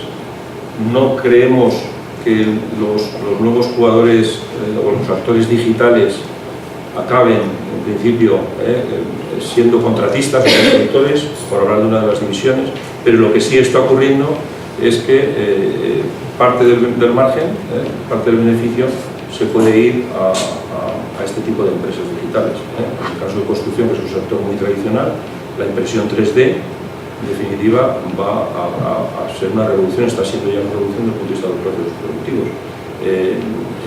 Las empresas de producto, por ejemplo, los fabricantes de automóviles, las empresas de fabricantes de elementos de electricidad, bombillas, etcétera, todas ellas se están definiendo como empresas ya no de productos sino de servicios. Por lo tanto, también tenemos esa amenaza, en definitiva una amenaza, pero sin duda una gran oportunidad, y tenemos un programa de innovación digital para tratar de conseguir esas oportunidades. Muchas gracias, Alberto. Laura, recientemente habéis recibido varios premios por un proyecto que le llamáis Formación Industria 4.0. Tú antes te has referido brevemente a él. Habéis recibido un premio del Colegio de Ingenieros de Cataluña, también de la revista Capital Humano, hace unos días. ¿En qué consiste este proyecto Formación 4.0? Porque yo creo que tiene que ver también con lo que ha comentado. Va totalmente ligado, por lo que he comentado Alberto, y va totalmente ligado con lo que comentábamos antes de la necesidad de educar y de hacer crecer al personal. Como Industria 4.0, cuando escuchamos el nombre Industria 4.0, hay diferentes maneras diferentes reacciones, diría yo, ¿no? Si lo escuchamos, pues ingenieros, pues decimos, wow, tecnología, reto, cosas positivas. Si escuchas un poco qué dicen los medios de comunicación, pones el oído en lo que se está diciendo en la línea productiva o un poco en la sociedad, lo que hay cerca de este Industria 4.0, pues se ve como miedo, se ve porque hay desconocimiento, se ve como pérdidas de puestos de trabajo, se ve como hay hacia dónde vamos a evolucionar, cómo voy a estar yo, ¿no? Y entonces, como desde SEAT, se vio muy claro, y así además es una línea, me hace mucha gracia, esto es una línea del convenio colectivo totalmente acordado con los sindicatos, de que queríamos de alguna manera formar a todo nuestro personal con el tema Industria 4.0 para primero hacerles conscientes de qué significa, qué cambios vienen y cómo poder perder el miedo que haya asociado a estos temas, que entiendan que tenemos que formarnos continuamente. La tecnología evoluciona exponencialmente, nosotros no tenemos que ir cogiendo todo lo que la tecnología evoluciona, aplicarlo todo, pero sí todo aquello que nos ayude en nuestros puestos de trabajo y en nuestras personas.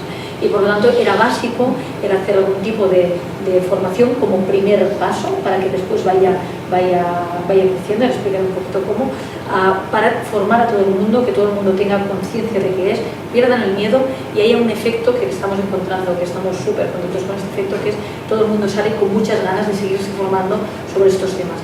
Y esto es básico, porque sin formación no hay futuro, y menos con estos cambios tan rápidos que están habiendo.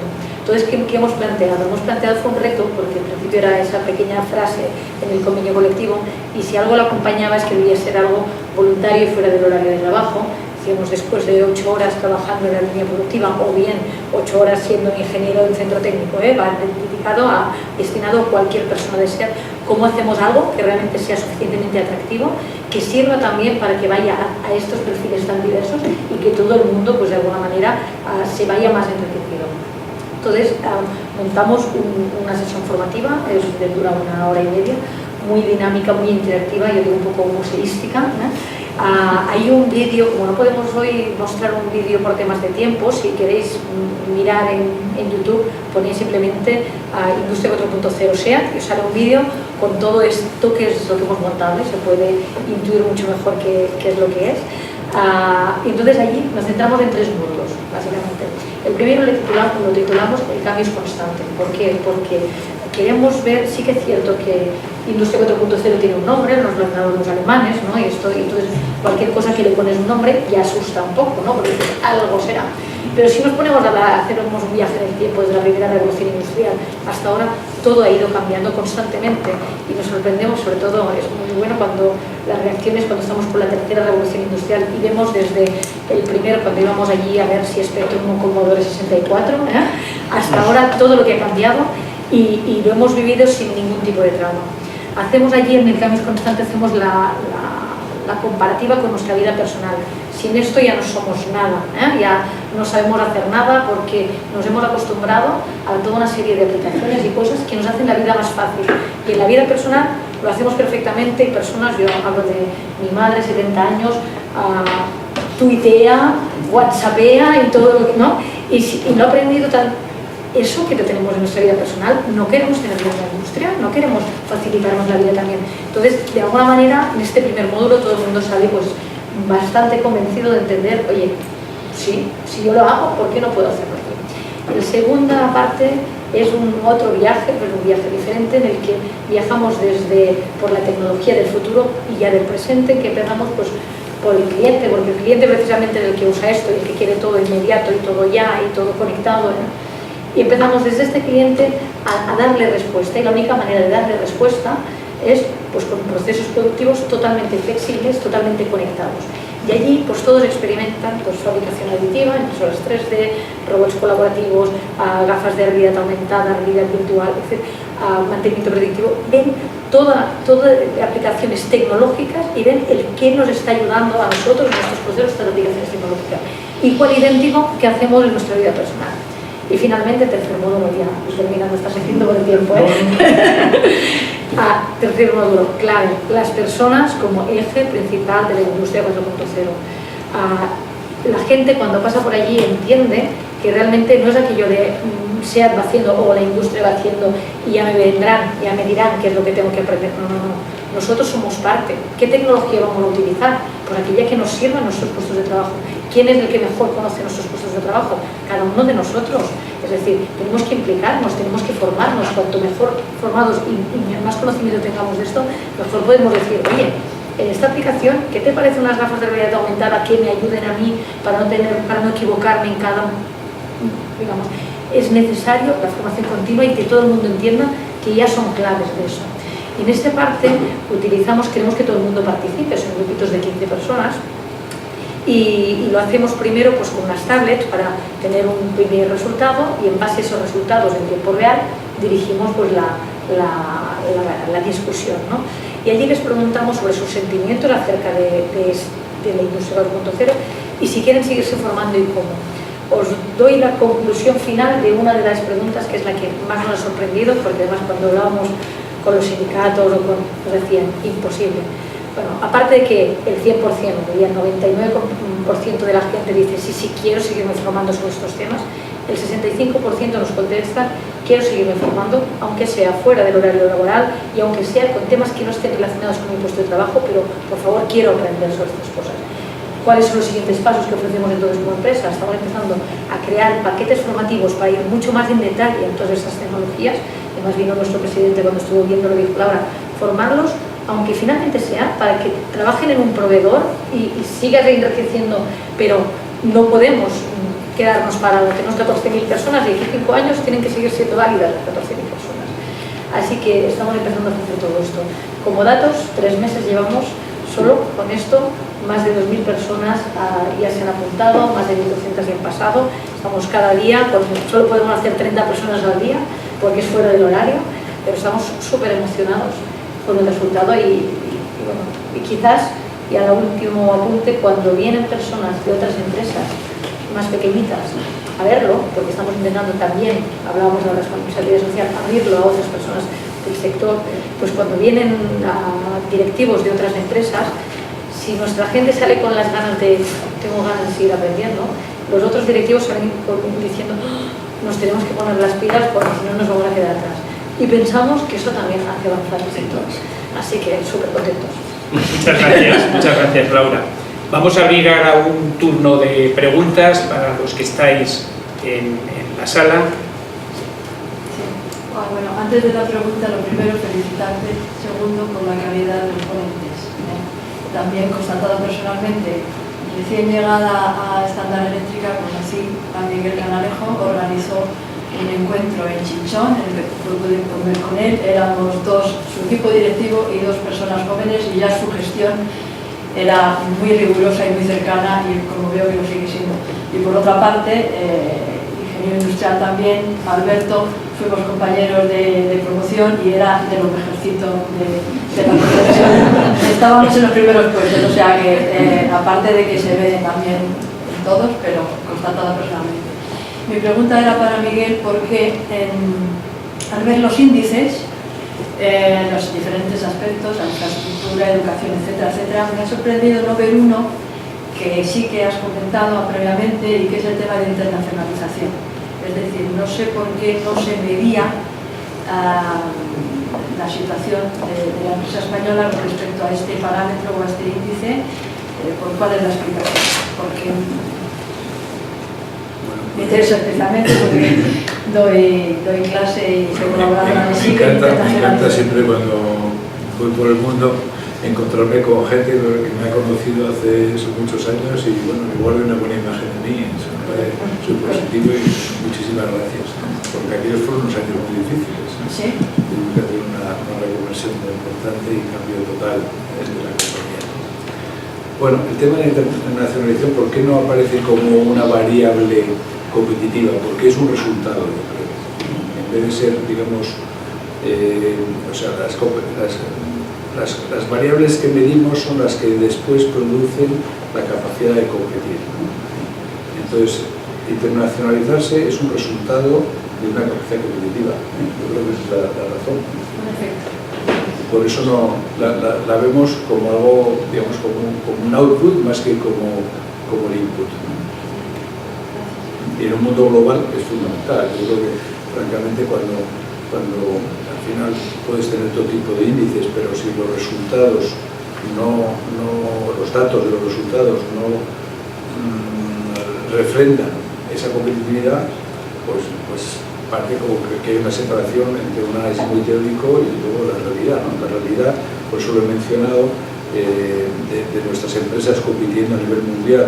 La participación en el mercado a mí siempre me parece una variable clave en cualquier sector. A la hora de valorar si somos competitivos o no, yo me fijo en dos cosas. Me fijo primero cuál es la participación que tengo en el mercado y segundo cuál es la rentabilidad que yo tengo comparada con mis competidores. Porque claro, igual tengo una participación a base de perder dinero, ¿no? Entonces tienes que ver las dos variables, ¿no? Rentabilidad y market share, ¿no? Yo creo que el ver que las empresas españolas han crecido su participación en el mercado mundial, creo que es una demostración de competitividad fenomenal. Sí, pero si es un efecto, y en ese efecto no estamos mal, ¿no? Porque, como hemos dicho, pues la internalización de la empresa española ha ido bastante bien, incluso, vamos, como a causa de la crisis, es un efecto, a lo mejor no se corresponde con el no buen estado de las variables causa, ¿no? Un poco lo que decía al principio, o sea, es que si se ve el resultado hoy de la economía, por ejemplo puedes llegar a la conclusión de que ya lo hemos hecho todo, ya somos muy competitivos, que es lo que de hecho dice el gobierno. Lo que se está predicando es, ya está, no hace falta hacer más reformas. Hicimos las reformas y miren usted los resultados, crecemos el doble que Europa, creamos 500.000 empleos al año, hemos reducido el déficit a algo ya muy razonable, entonces ya está. Y lo que nosotros decimos, no, eso es el resultado de unas reformas, pero si no seguimos reformando, con lo que hicimos, no vamos a seguir creciendo. Estamos anticipando que con la situación competitiva de hoy, dentro de 5 años no estaremos creciendo el 3%. Y seguimos teniendo un paro excesivo y ya no tenemos capacidad de endeudarnos, porque claro, cuando empezaron las reformas, igual la deuda pública era el 50%, hoy es el 100%. O sea, como por ejemplo, la deuda esa que es el 100%, hoy prácticamente no paga intereses, pero ¿alguien piensa que el dinero nos va a seguir toda la vida sin costar? A mí, después de 50 años de experiencia profesional, lo que pasa ahora me parece inconcebible. Entonces, en algún día el Estado tendrá que pagar intereses y la deuda sobre la que va a tener que pagar es el 100% del PIB. Eso se va a llevar todo lo que ahora dedicamos a la educación, por ejemplo, va a ser menos de los intereses de la deuda. Entonces, si pagamos deuda, no vamos a tener dinero para las pensiones, no vamos a tener dinero para la educación. O sea, es así de sencillo. Lo que pasa es que, claro, es un mensaje que además es muy difícil de vender. Porque, claro, los hechos de hoy parece que ya está todo resuelto y como nadie quiere reformar nada, porque reformar siempre es pisarle el callo a alguien. A los profesores, a los sindicatos. Entonces, claro, no quieren enfrentarse con los problemas, hasta que no es imprescindible. Por eso nosotros somos bastante críticos con el gobierno, porque yo creo que en una situación tan complicada como la que tuvo España hace 4 o 5 años, estuvimos a punto de la intervención y de la, digamos, suspensión de pagos como país, era el momento para hacer muchas más reformas de la adquisición, porque ahora que ya nos creemos que hemos salido de la crisis, a pesar del paro, pues es mucho más difícil explicar a la gente que hay que seguir reformando, ¿no? Porque ese problema lo tenemos permanentemente. Nosotros estamos haciendo una foto no de hoy, sino de lo que va a ser el país dentro de 4 o 5 años. Tenemos que predicar contra la complacencia. No hay peor cultura, yo creo, en una empresa, es el creerse que somos guay y que no tenemos que hacer nada. Ahí es cuando empiezan los declives de todas las compañías, ¿no? Cuando son capaces de entender lo que está pasando en el mundo y eso cómo va a afectar, y yo tengo que seguir mejorando y tengo que seguir reformando. Y eso sabemos tú y yo bastante, porque vamos, a Standard Electrica, una de las cosas que nos pasó fue que era una compañía súper exitosa, súper rentable, cambiaron las áreas del entorno, por ejemplo la tecnología, y la tecnología significó un cambio brutal. Es lo que estamos hablando de la digitalización ahora, nosotros lo vivimos en los años a principios de los 80, ¿no? Cuando se pasó de lo analógico a lo digital y nos sobraban miles de personas, miles. Entonces eso no se anticipó y hubo que hacer una reconversión brutal a lo largo de 15 años. Entonces yo creo que ese es el problema, ¿no? Yo creo que a veces la gente no quiere oír, digamos, malas noticias entre comillas, que hay que seguir trabajando. Muy bien.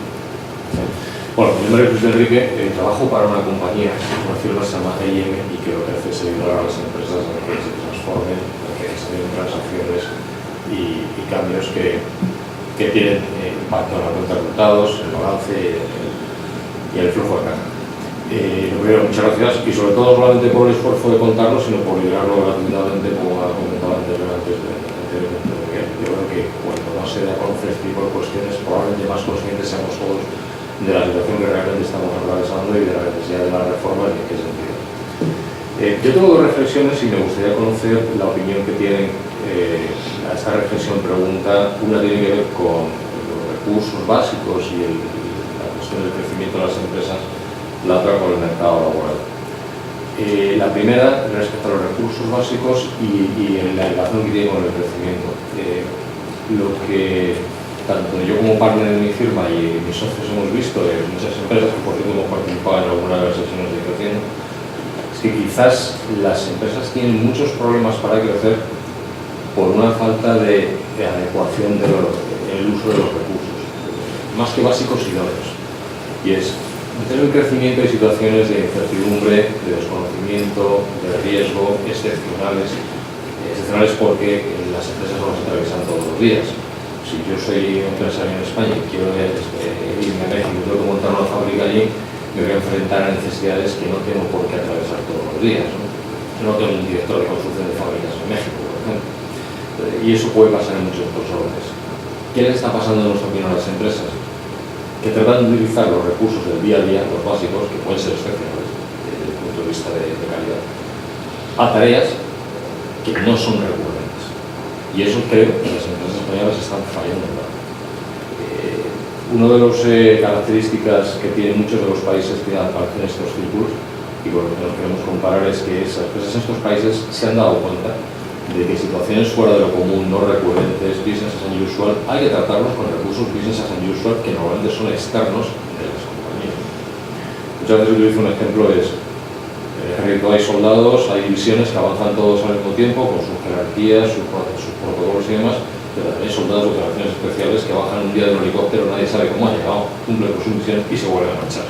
Pues eso es lo que las empresas, me gustaría conocer si habéis visto eso y qué opinión tenéis acerca de por qué las empresas, eso en España, son tan reacias a enfrentarse a la situación, ¿no? Y la otra pregunta más para don Miguel, que tiene que ver con el mercado laboral, es que es verdad que en España tenemos un problema de paro juvenil, pero por otro lado de la campana de Gauss, con los que tienen más de 50 años, hay un problema muy serio también.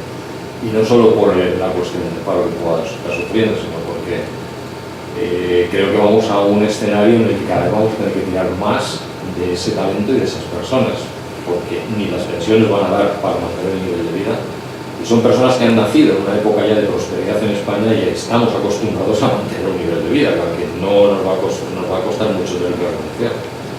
En segundo lugar, parece que si por otro lado la fuerza laboral joven que está entrando tiene ciertas deficiencias en formación, las empresas van a empezar a necesitar que los que están en la otra campana, en el otro lado de la campana de Gauss y que tienen esa experiencia, ayuden a mentorizarlos, ¿no? Es curioso que también en estos países ese tipo de el uso de esos recursos está siendo cada vez más intensivo y es una característica común de muchos de ellos.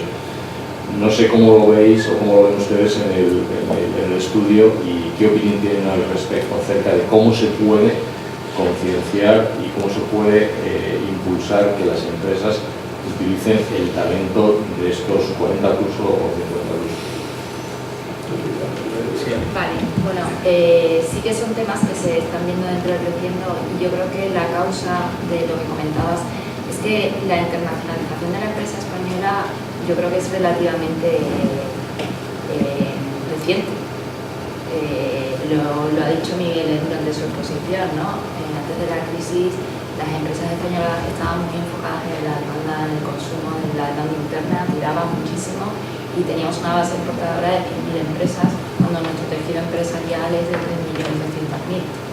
Lo digo Sí, para que... 3 millones tienen menos, facturan menos. Bueno, pero claro, o sea, se mezcla la falta de tamaño con que muchas de ellas, aunque tuvieran tamaño, no habían tenido la necesidad de salir, o bien porque nuestra economía, como también dice Miguel, estaba muy especializada en sectores muy de demanda interna, tipo construcción o servicios más turísticos y no pues las grandes multinacionales que han surgido en los últimos 20 años.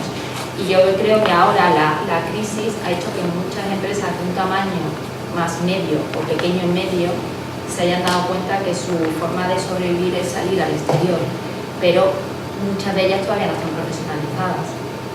Entonces, a lo mejor no tienen en el radar la necesidad, como tú decías, de acudir a veces a externos, ¿no? Para que les resuelvan o les orienten en ese proceso de internacionalización.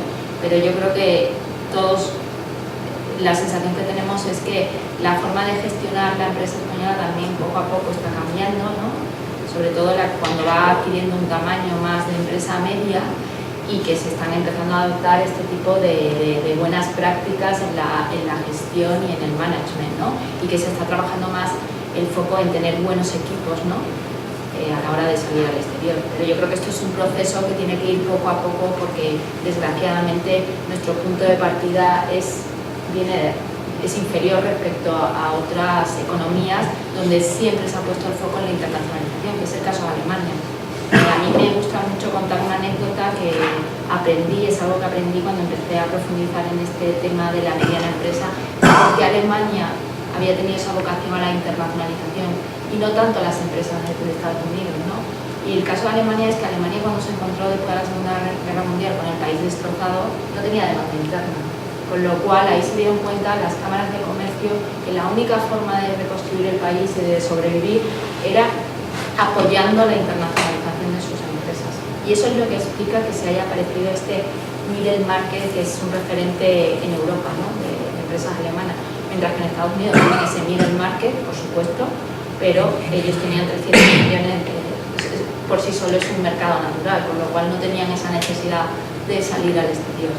Entonces yo creo que lo positivo de esta crisis, y hay que buscar una nota positiva, es que la internacionalización del país ha venido para quedarse. Yo creo que ha habido un cambio de mentalidad y ese cambio de mentalidad poco a poco se va a ir permeando en las empresas, en lo que tú te referías.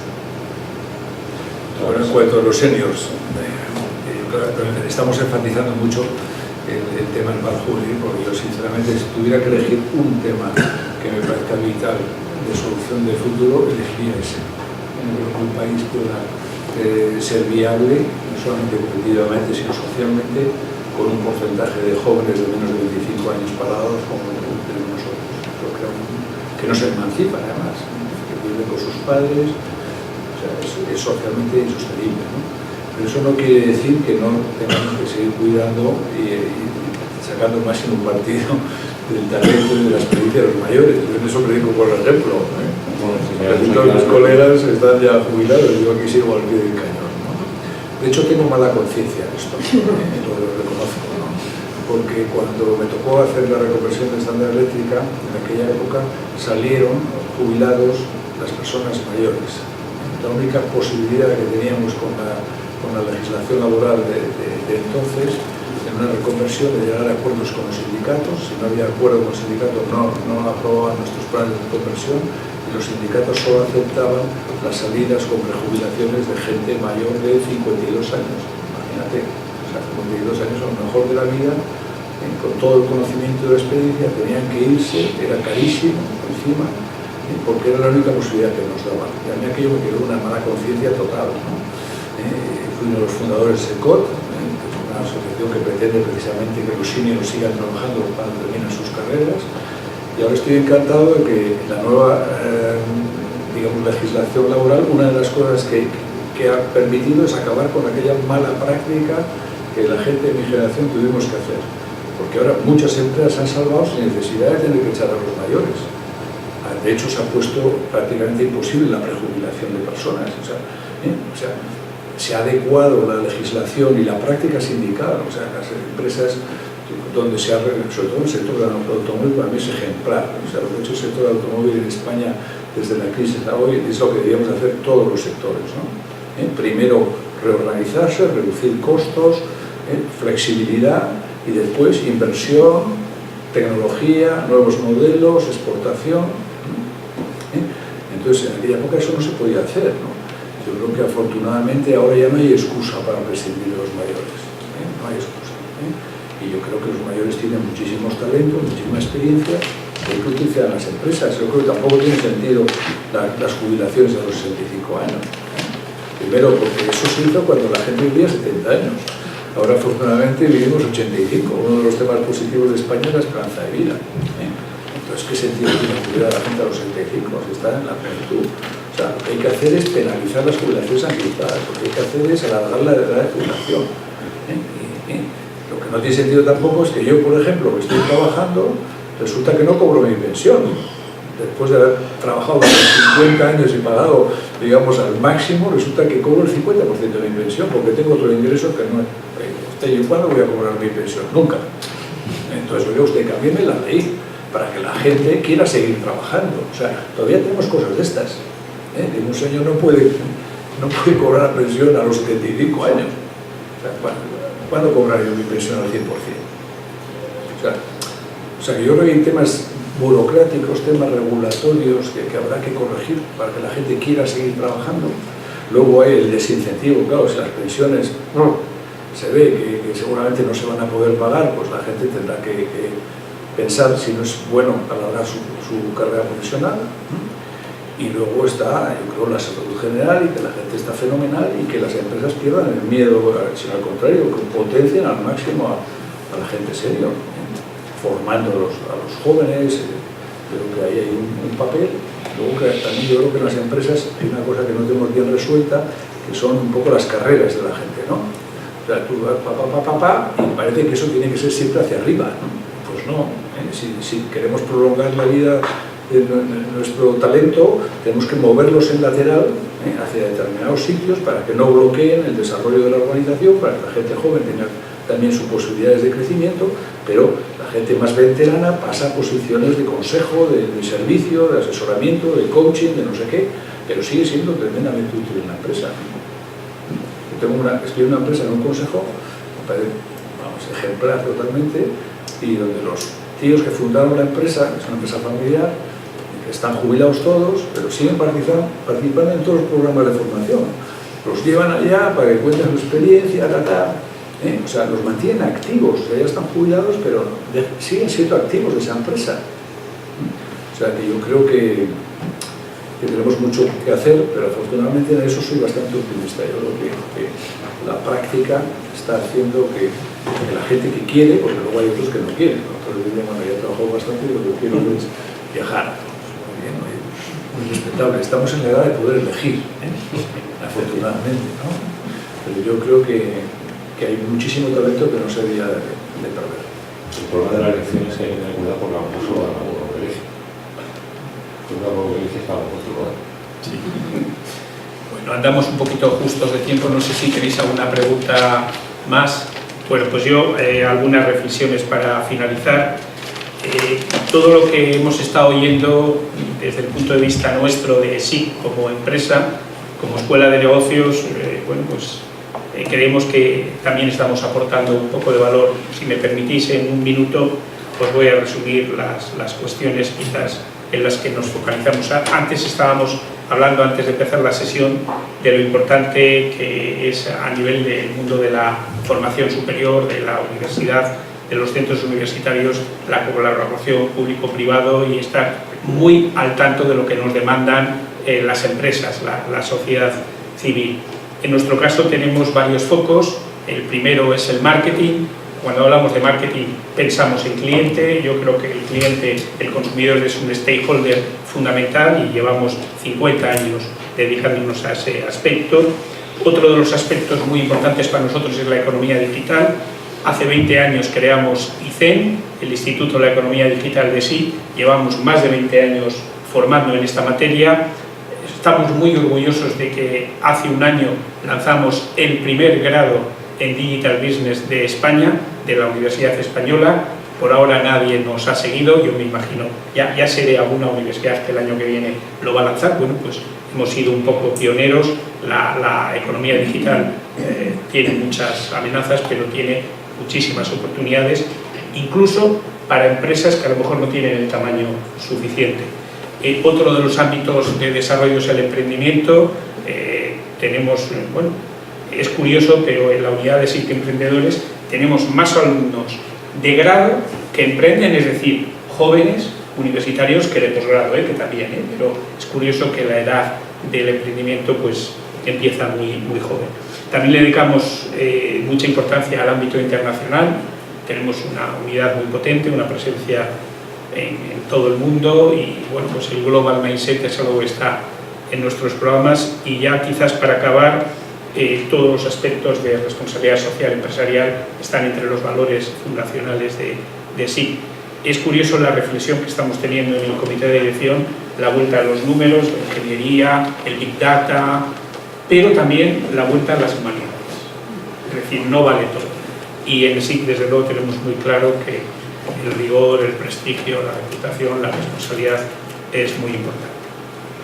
Muchas gracias a todos por habernos acompañado, tanto a los que estáis en la sala como a los que nos siguen en streaming. Muchísimas gracias al Círculo por la presentación del barómetro. Muchas gracias a Miguel, a Alicia, a Alberto, a Laura.